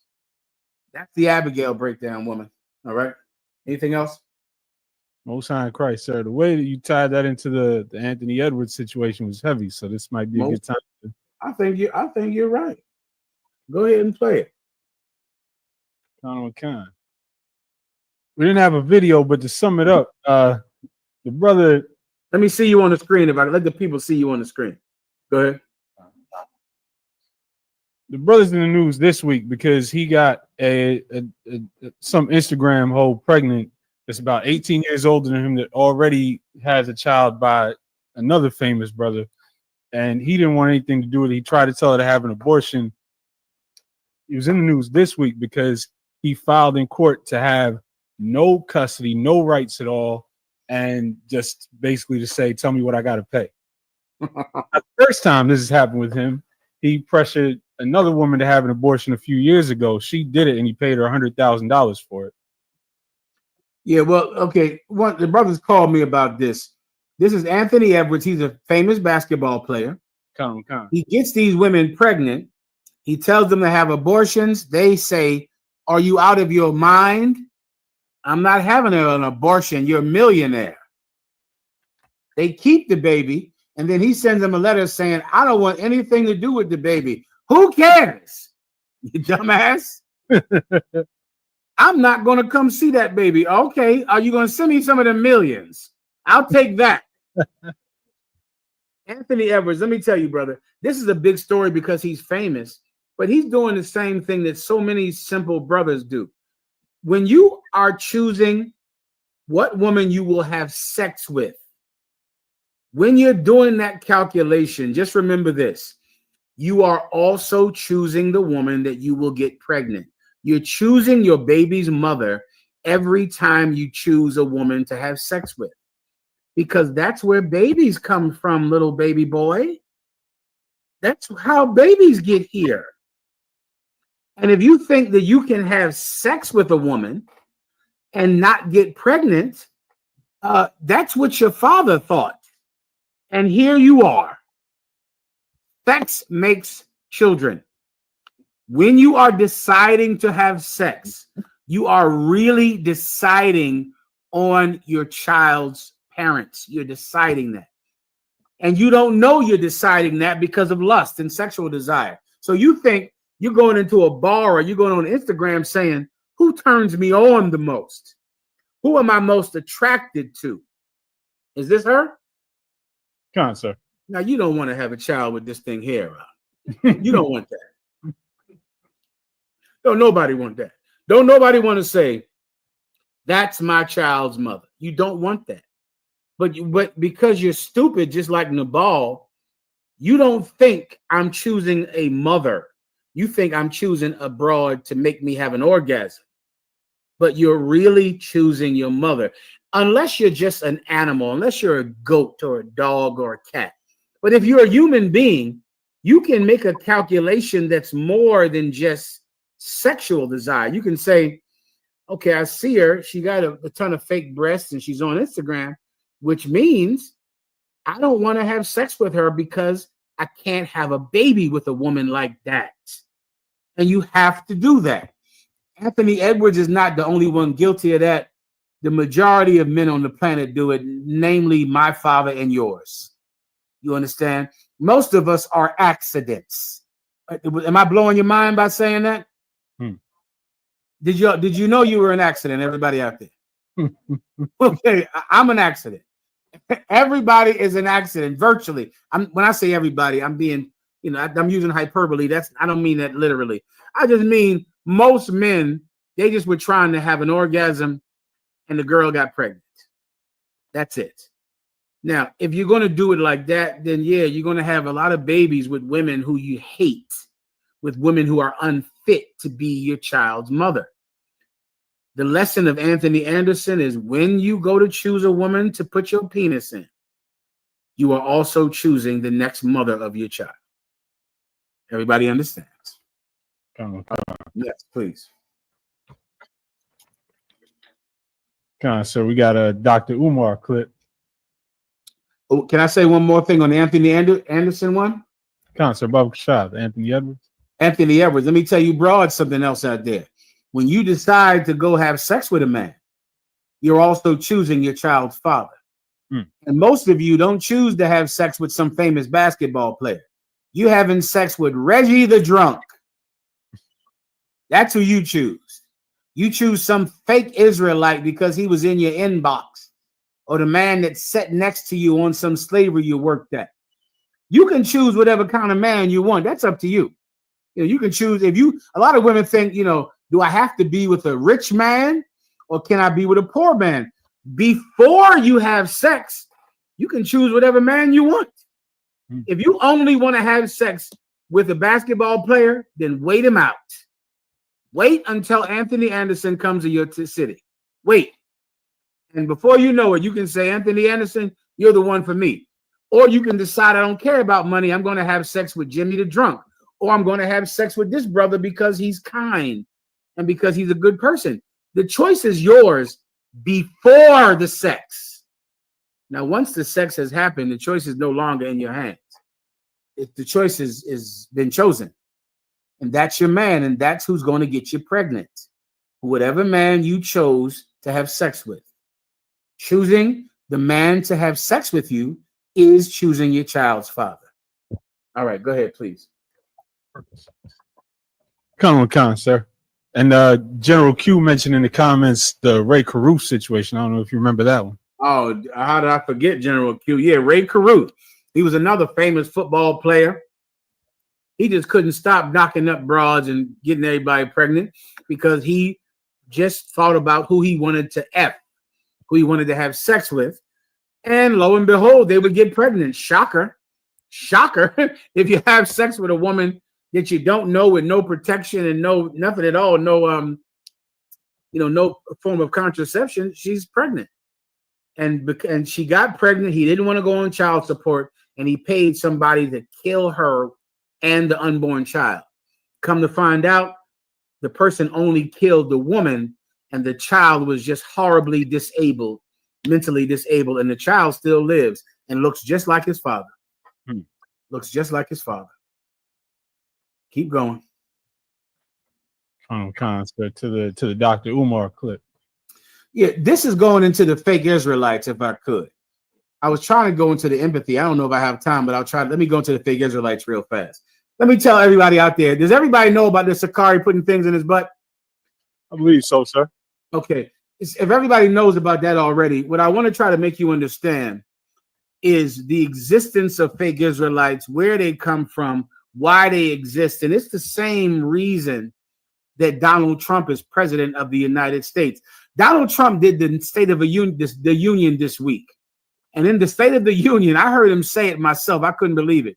He said, you know, people are saying that I'm the greatest president in history. The only one that is number 2 to me is George Washington. George Washington is number 2 to me. That's what people are saying. And as I watched this, I said, this is the most filthy, egotistical lunatic I have ever heard. And the only reason he even wants to be president is because he can't stand for anyone else to be greater than him. That's it. Donald Trump has no skill, no aptitude, no gift to lead people. None. He doesn't have it. He is not a leader. He is a self-aggrandizing, selfish pig. And the only reason he even wanted to be president is because he couldn't stand to have to follow anyone else. He couldn't stand anybody saying that George Washington is better than him. He had to be president so that he could just be the greatest person in the room, the greatest person in history, because he could not stand saying that anyone else was better than him. Sakaris, IUIC, other groups I don't even know about.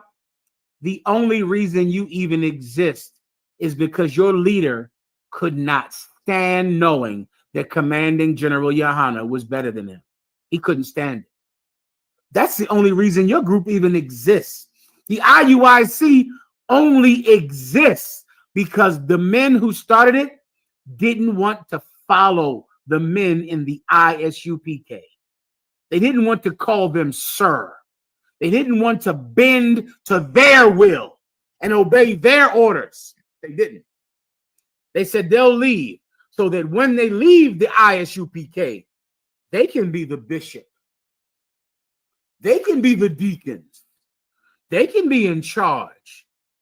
All Nate ever cared about was being in charge. He didn't care about the kind of person he was.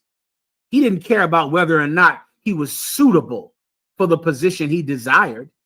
All he cares about is, I want to be in charge. That is what the IUIC and the Sakaris and all fake Israelites have in common with Donald Trump. You only wanted to be in charge. Otherwise, you would have stayed in the home of the truth. But you couldn't be in charge in here. You know why?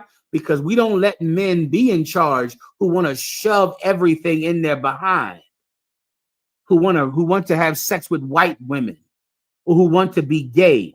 Bishop Nathaniel is clearly a closeted gay man. It's obvious. It's obvious. That's why he left the ISUPK, because we would never let someone who's struggling with his own masculinity be in charge. Never. He would have never been in charge in this school. But now he is in charge. Now he's the purple bishop, the purple boys, the gospel Q dogs. Now he's in charge. That's the only reason he even made that group up, just to have a group of people that would have to follow him. Let me tell you something else that makes you the same as fake Israelites and the same as Donald Trump. First, give me Umar Johnson. Let me show you something here.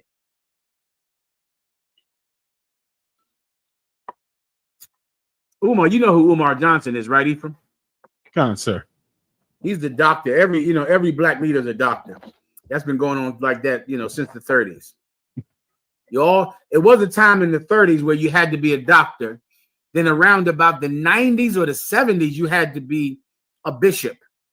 Everyone called themselves bishops, right? That's why Nate calls himself a bishop. Because why? Because of Bishop T.D. Jakes and Bishop this and Bishop that. So Nate had to be the purple bishop who's half gay, and the rest is working on the other part being gay. Bishop. This is Dr. Umar Johnson. And I want you to watch this very closely and then tell me what is peculiar about it. Go ahead and play it, Ephraim. Years old. School ain't open yet. You was 12 years old. Pause. No problem. Let me give you some context. Dr. Umar Johnson is reading the comments on his live stream. And some 12-year-old boy is saying, some boy is saying, damn, the school is not open yet. That school, you've been talking about opening up that school since I was 12 years old. So Dr. Umar Johnson is insulted by it. And so he's going to insult the boy. Go ahead and play it. So, no problem. Little ninja. I see you, little crusty ninja. I see you, little crusty ninja. He said the school still ain't open. He was 12 years old.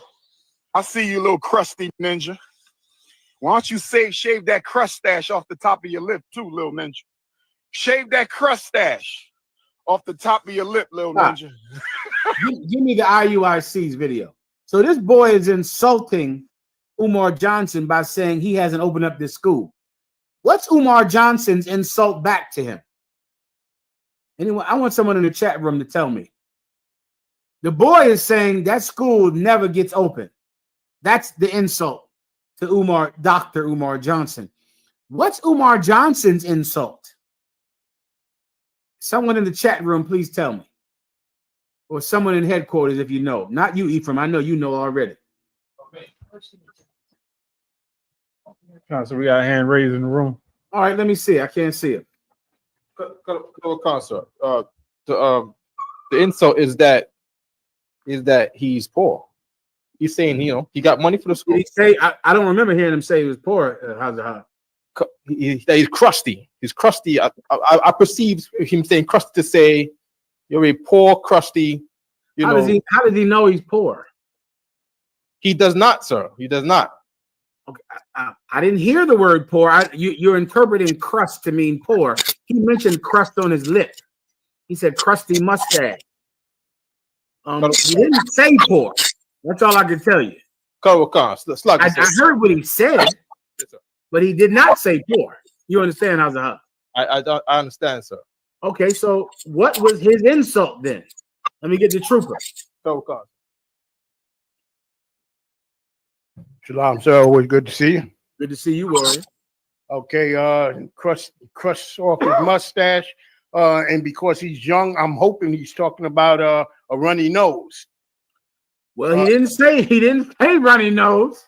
I did hear what he said. That's what I'm hoping he's referring to, because that would really be unlike a grown man to insinuate anything more gross than that. I get you, but why don't we just deal with what he called him? What did he call it? He called him a little ninja. That's when he's saying ninja, what does he mean by that? He means nigga. Okay, how many times did he call him ninja? Around about 4 times. Yeah.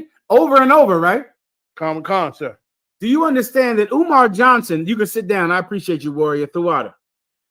Umar Johnson was insulted about how long it took him to open up his school. And Black Dr. Umar Johnson, his insult is to say, you're black. You're a nigger. You little nigger. Play it again. Play it again. Play Umar Johnson, Dr. Umar Johnson again. Go ahead. Was 12 years old. No problem. Little ninja. I see you, little crusty ninja. It's through 2. I see you, little crusty ninja. 3. He said the school still ain't open. He was 12 years old. I see you, little crusty ninja. 4. Why don't you shave that crust stash off the top of your you little ninja? 5. Crust stash off the top of your lip, little ninja. 6. Stop. Little crusty ass ninja. 7. Talking about he was 12. Stop. Yo. He called him nigger 7 times.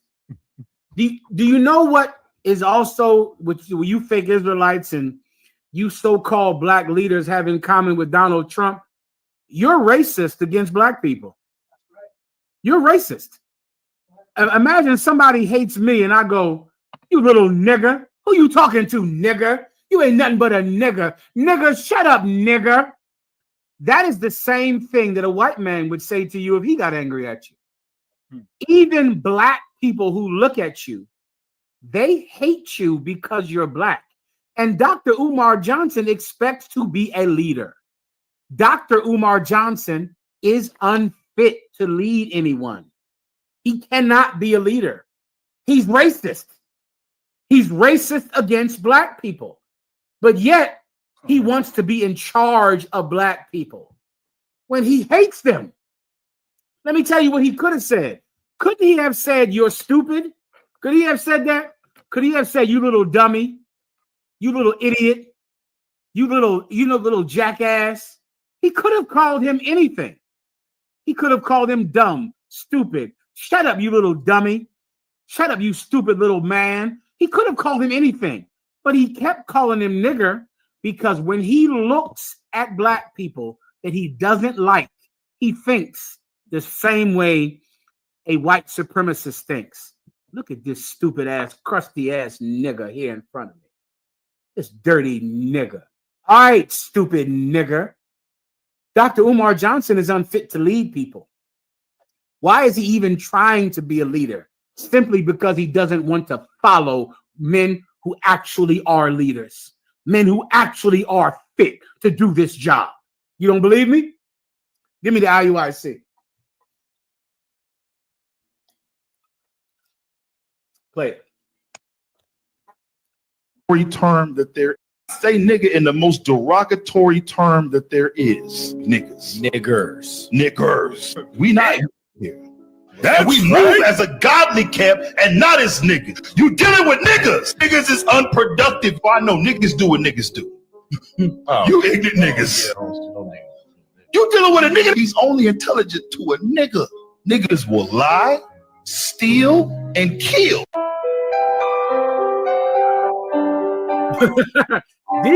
These are the kind of black men that follow Donald Trump.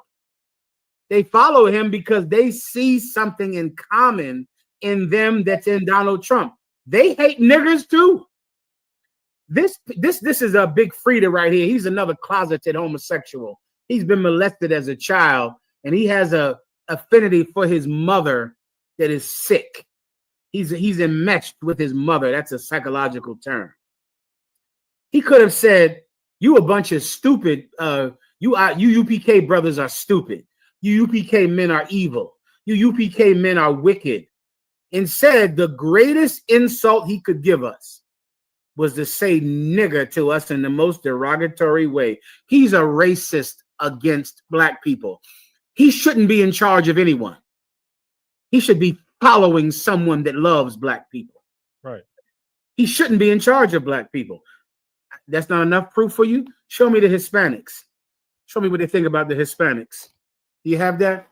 Let me show you something else. And then I'm going to get into all the things that these groups like to put in their butts. Their butts are crowded. There's some crowded butts out there in this fake Israelite world. It's barely any room in these butts are. The room in these butts, they're running out of room in the butts.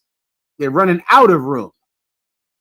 But I'm going to show you that they hate blacks and Hispanics.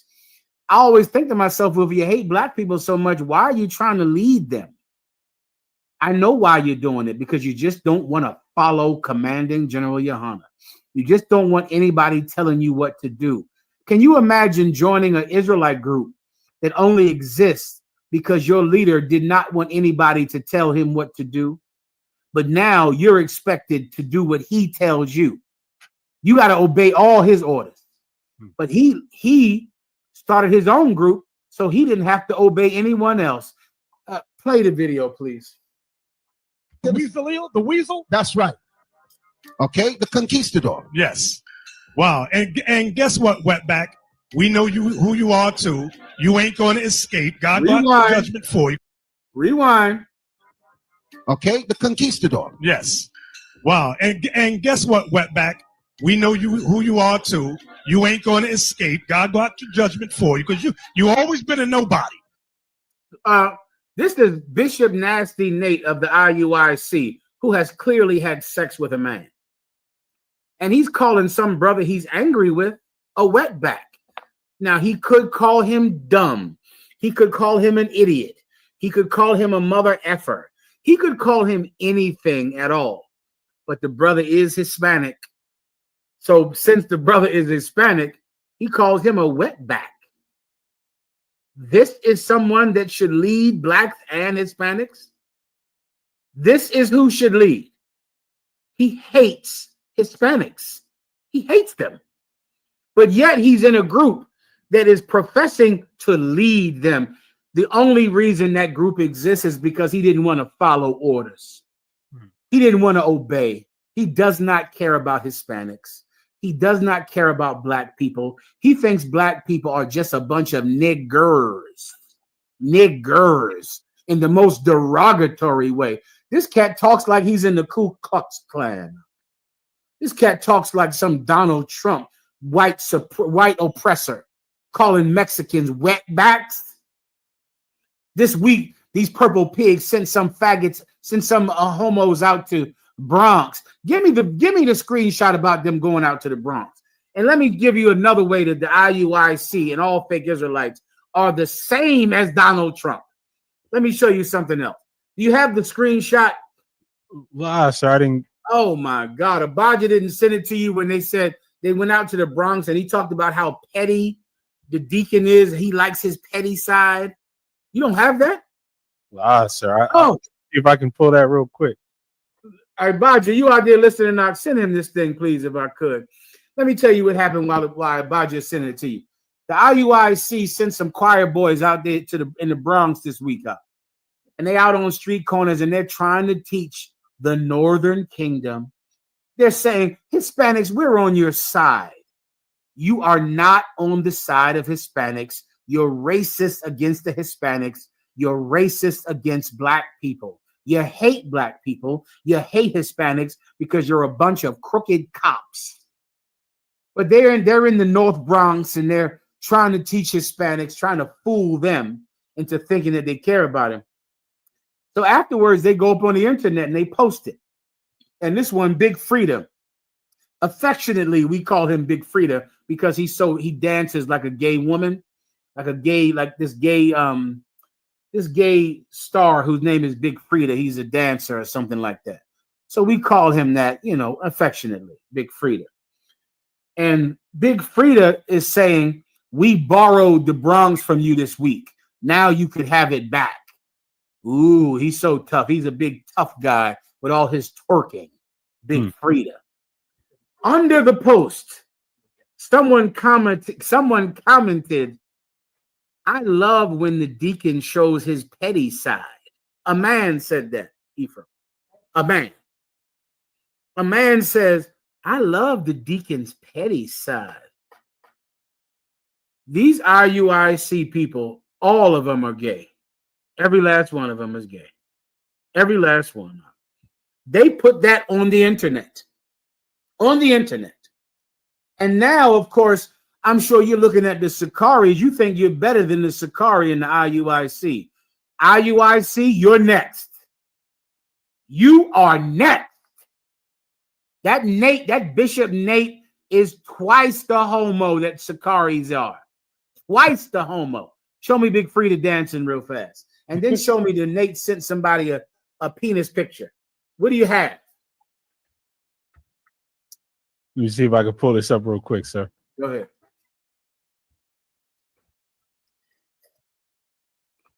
Where we up across the line? They in the room? Khan, sir. Who's there? Captain Conscious Eyes right here. Kadazar, you want to bring something out? Just let me know.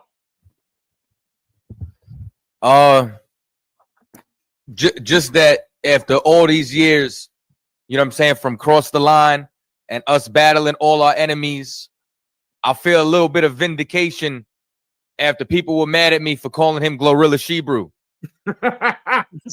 Well said. Thou art a prophet. You knew it.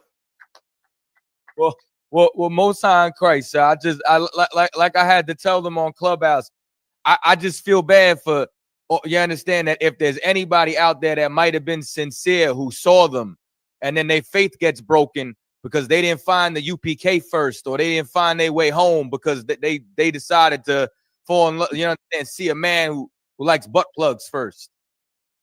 I feel sorry for him too. Like a brother in the Sakari might have lost his faith, but I can tell you this: if you lost your faith, look in Sakari's ass, because it might be in there. Because everything, your keys might be in Sakari's ass. You've been looking for your keys. I think I know where they are. You've been looking for your faith. Whatever you lost might be in Sakari's ass. That's just a suggestion. All right. The water, Kadazar. Give Kadazar a hand. Oh, sound Christ. Yes, sir. All right. Let me wrap this up. Come on. Yes, sir. We ready whenever you are, sir. I appreciate you. Ephraim, you got anything? Colonel Khan, I got this for you. Yeah, play this right here. This is Big Free. This is Deacon Abayel. Deacon Abayel. He's the petty one. He has a petty side. This guy here. He has a petty side. Go ahead and play it.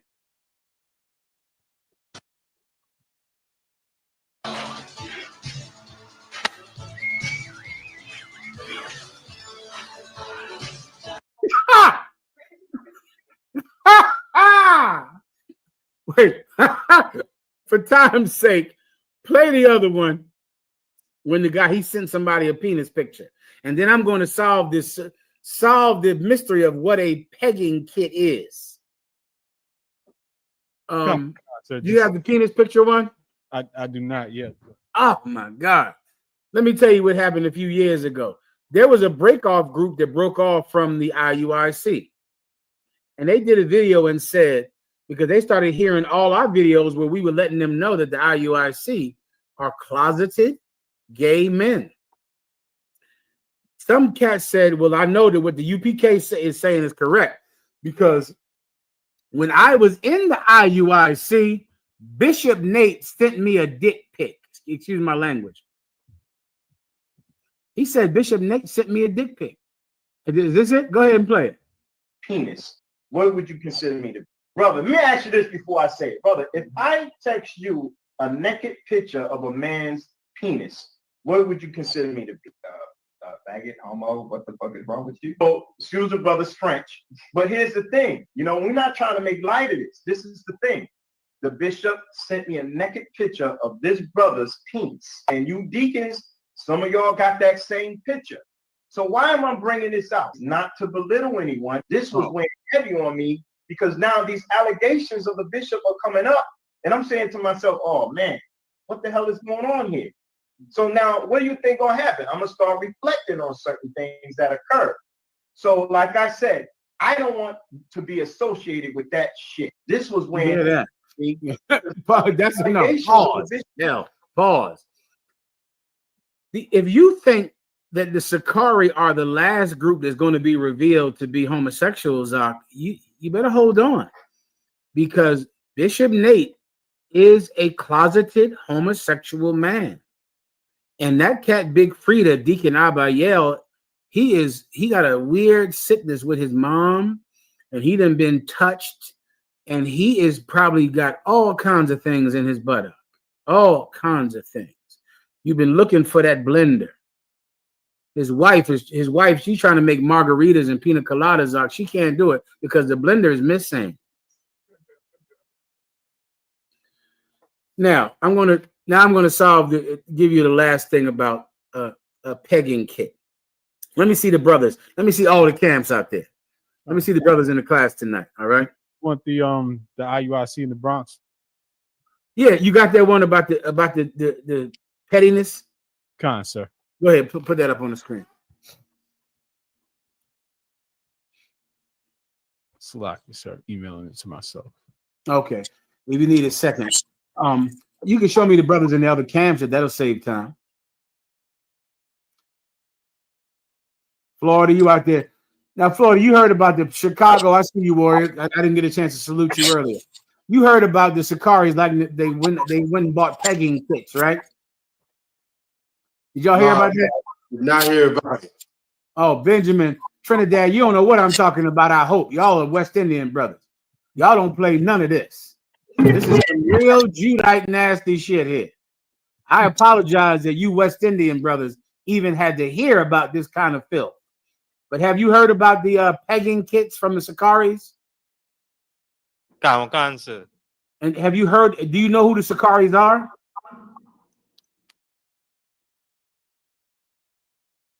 I can't hear you, Trinidad. Salakia, you hear me now, sir? I hear you now. Go ahead. Only by seeing them on the internet, sir. Okay. Well, one of the guy who's in charge of them, he mentioned how he bought a pegging kit, but then it disappeared. The ghost of pegging kits past came in there and made the pegging kit disappear. It's gone now. But he purchased a pegging kit. Now, I did not know what in the hell a pegging kit is. I never even heard of it. Now, I went and I had my wife look it up because I didn't want to put that in my phone. She went and looked it up. Now, when you imagine, can you imagine a pegging kit? Who imagines what a pegging kit is? Give me your imagination. I'll tell you mine after you tell me yours. When you imagine a pegging kit, what do you think it is? Anyone? I'll take anyone. Salakia, so if I may, at first I thought a pegging kit was like, you know what I'm saying, shelving, because when I used to like put shelving together, it was known as pegs. You put up the peg. Shelving. Yes. That's what I thought it was until I heard this. I'm like, how it go way left from just putting up where you like where exactly are we putting these shelves? God damn. Yeah. I'm like, you putting a shelf in your ass.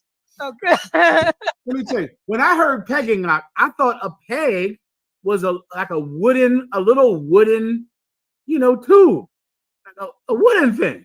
And I said, oh, a pegging kit must be a whole kit of wooden things that homos can put in their behind. That's what I thought. So I keep saying, what the fuck is this pegging? I never heard this term before, pegging kit. And Sakari said it like, I did get a pegging kit. He said it like it was a common phrase. Brother, I went and looked up pegging kit, my wife. I sent what my wife found to Ephraim. I made sure to write in the description. Ephraim, what did I write in the description of that pegging kit I sent you? Take a look, sir. Go ahead. I made sure. Go ahead, read it. Salakia, this is for class about Sakari. That's what I wrote. So that no one can ever say that I went and this is mine. So I made sure this is for the class for Sakari. Now, children, you gotta look away now, the kids. All right, don't look at this. Sisters, you might not want to see this either. Ain't none of you West Indian brothers gonna be able to handle this right here. Okay, Florida, what tribe are you? Judah, sir. Judah, okay. I'm gonna show you a pegging kit. Okay, get ready because it's terrible.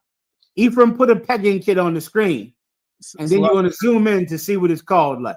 If I could, sir, before I even realized that you wrote that, when I emailed it to myself to use that's what I put in the subject line, for class. For class. Listen, Ephraim, you a wise man. I don't want any misunderstandings. The water, Ephraim, you're right. Go ahead, Ephraim.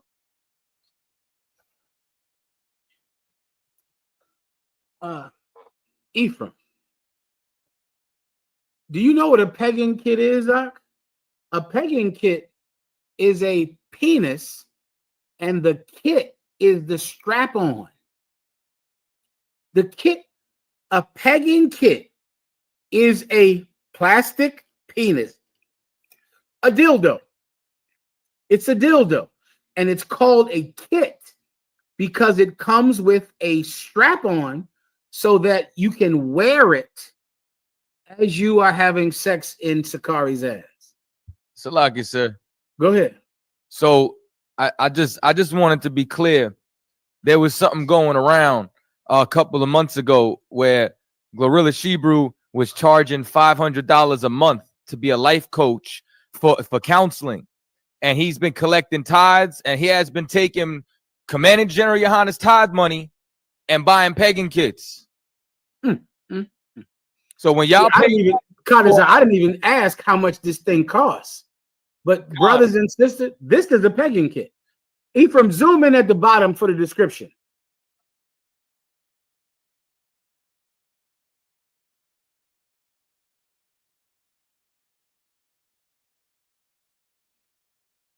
I still can't see it. Maybe other people can. That's it right there. Look at this. Love honey, vibrating, silicone, pegging kit. This is it. A pegging kit is a dildo with a strap so that your wife can wear it as she pretends to be a man putting a penis in your ass. I couldn't believe it. I'm thinking, why are they calling it pegging kit? Is it with wooden tools or wooden knobs? No, it ain't. It ain't that. It's just a dildo with a strap on so his wife could wear a strap on, tie it to herself, and go berserk in Sakari's ass with a penis. With a penis shaped like a penis, looking like a penis, comes with two penises. Different ones, curved for your pleasure, for Sakari's pleasure. This is the person that wants to be in charge of someone. This is the what, chief high priest?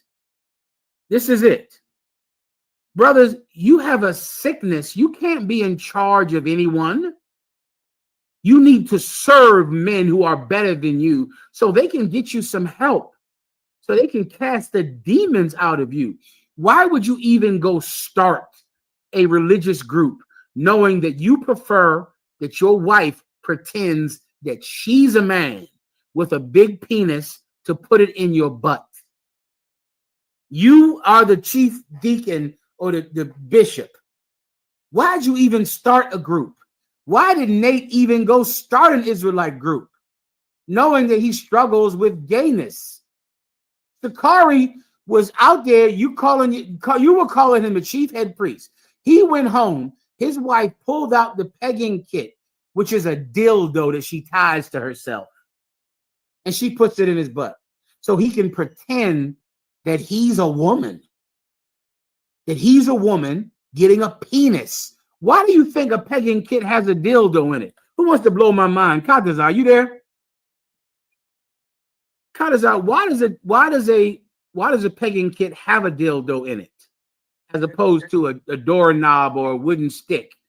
What's the reason that it looks like a penis, Katazar? This is a horrible question to ask me right now. I know it is, but I got to answer to you. Let me ask someone else. Would you prefer that? You want me to answer? I'll answer. Would you prefer that? I could only say because he's gay. That's the only I knew you would be logical, Katazar. It's logic. But listen, you can shove a lot of things in your butt. You can shove your cell phone in your butt, a doorknob. You can shove all kinds of things around here, a cup or your glasses case. But why does Sakari want a plastic penis in his butt? You understand? That's the chief head priest of the Sakaris. That's him. And Nate is worse. Nate is worse than the Sakaris are. He's worse. This is a pegging kit. It's a strap-on. I don't know why they don't just call the damn thing a strap-on. A pegging kit is a strap-on. His woman was putting on a strap-on and putting a fake penis in his butt so he could feel like a girl. Give me Luke the 12th chapter up. What's the last one? Give me Luke the 12th chapter. Come. Jesus Christ. Is it Luke? Is it Luke 12 and 48? Let me see Luke 12 and 48. Luke 12 and 48. But he that knew not and did commit things worthy of stripes shall be beaten with few stripes. Let me tell you something. A lot of you out there, I'm sure if you're half a homo yourself, you're thinking, why is the UPK talking about this poor brother? Why are they talking about him in public? Why aren't they keep it? I'm sorry. Go ahead, Ash. Go ahead, Ephraim. Would you like me to take this off the screen, sir? If you don't mind, Salak. I appreciate it. Salak and Ephraim. My apologies. A lot of you out there, because of your good Christian hearts, you don't like us talking about fake Israelites. I've heard it for years because I'm just going to destroy the IUIC. I'm going to destroy the IUIC until Nate's stories come out about him being gay, which is going to happen. That's going to happen. You hate that we do this. You hate that we judge outwardly and inwardly. You think that we should give some special allowances to fake Israelites that we don't give to TD Jakes or Creflo Dollar or to Eddie Long. You don't understand that we are not affiliated with any of you, none of you. To us, the IUIC, the Sakaris, you're just Eddie Long. That's all you are. We don't have any affiliation. We're not in some group together. Nothing. You are in the world and we are in the truth. And that is that. So we, of course, deal with you like we would with any preacher who has learned so much and never has thought that that education means responsibility. Means you have a responsibility. If you want to be a chief head priest or a Dr. Umar Johnson or a Bishop Habayel or deacon, then you have a responsibility that profession affords you. You don't want it. You want the pleasures of being a deacon, of being a chief head priest, of being a bishop. You want everyone to bow to you and to come to you and to say, the bishop, the deacon. You want to walk into your gay Passover on a gay horse. Nate came into their Passover on the gayest horse. I don't know how they found that gay horse. That gay horse ate hay. That's what he ate. The gayest horse in the world. Nate went and found him, wrote it on their fake Passover. You think that being in charge simply means you don't have to obey anyone else. But you don't understand that being in charge comes with a responsibility that you are not suitable for. Read it again. Khan. But he that knew not and did commit things worthy of stripes shall be beaten with few stripes. You see, when you know something and you commit an evil act, you're going to be beaten with many stripes. But if you don't know and you do an evil act, you will be beaten with few stripes. Because the knowledge you've learned means that you are more accountable for sin than other people are. So as you're sitting out there saying, why are we talking about them? We're talking about them because they deserve it. We are chastising the Sakaris. We're chastising the IUIC. Why? Because they're not Christians. They've learned the same breakdowns as me. Nate learned what I learned. Bishop Nathaniel learned the breakdowns that I learned, and he learned them before me. And he went and took those breakdowns, threw them away so he could simply be in charge, so he could be free to be gay without repercussions. He's worthy of as many stripes as I give him. He's worthy of every beating that he's going to get. And the Sakaris, my God, what are you even doing trying to be in charge? Why would you even want to? Where's your humility? You don't think to yourself, well, instead of me starting the Israelite group, I like a dildo in my butt. So instead, I'll follow the brothers in the ISUPK. I'll follow them because I'm still struggling with this dildo in my butt. But instead, you go start a whole group. You're more worthy of beating because of it, and you're going to get it. You're going to get it. Keep going. Khan. For unto whomsoever much is given, of him shall much be required. To whoever much is given, to him much is required. You can't just take all the breakdowns from the UPK. You faggots have our 12 tribes chart. You have our breakdowns of the nations. You say that white people are Edomites. You say that the Jews are the tribe of Judah. You have our entire 12 tribes chart. You take it from us, you steal it from us, and you go set up another group. And then when you like dildos in your ass, I can't talk about it. I'm going to talk about it more because it's you. More. Because you've learned things that the Christians I destroyed have never learned. We destroy the Christians and they don't even know their nationality. And we still destroy them. You know your nationality. You know who Jesus Christ died for.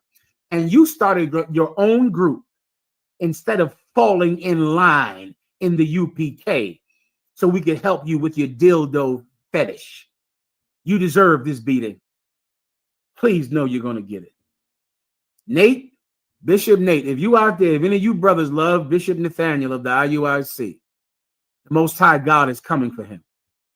He's coming for him. Nate, you have to step down from the IUIC. You got to stop being in charge of the IUIC. You're going to have to put Big Frida in charge of the IUIC. I'm telling you now, Nate, you're going to have to step down and let Big Frida be in charge. Because if you do not step down from the IUIC, the Most High God is going to shame and embarrass you in a way that is terrible. And I am going to pour gasoline on the fire. Right. I pray you understand. With that, let me pass the class over to who's taking the class? Officer Paratazar, sir. Officer, let me pass the class over to Officer Paratazar. Let me make a few announcements, please. Paciencia por los anuncios. Somos la Escuela Israelita de Conocimiento Práctico Universal. Comenzamos en 1 Oeste Calle 125, Harlem, Nueva York. Desde 1969, debajo del mando.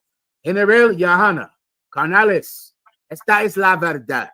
Si tú eres hombres español, negros o indios nativos, tú eres Israel, el pueblo elegido de Dios. Tu madre y tu padre dicen que somos un culto y mantienen su iglesia sin culpa, pero su iglesia es culpable de todo lo que nos están pasando. With that said, also remember our brother Sawat, man.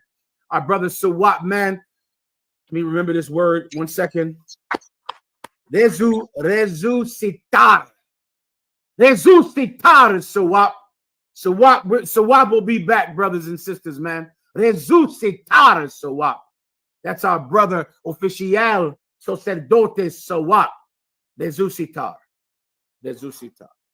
With that said, give the class over to the brother Paratazar. Clap it up for the class. Men of Israel, we're going to give one courtesy salute. Men of Israel, Majim, which means to stand. Men of Israel, Mashabath, Amajim, Barak. Yahweh Bashim Yahushua Rakatham. Yahweh Bashim Yahushua Rakatham. Yazmatah. Men of Israel, we're going to give one courtesy salute to the sisters. Sisters, Amajim, which means to stand. Men of Israel, Mashabath, Amajim, Barak. Yazmatah, class dismissed.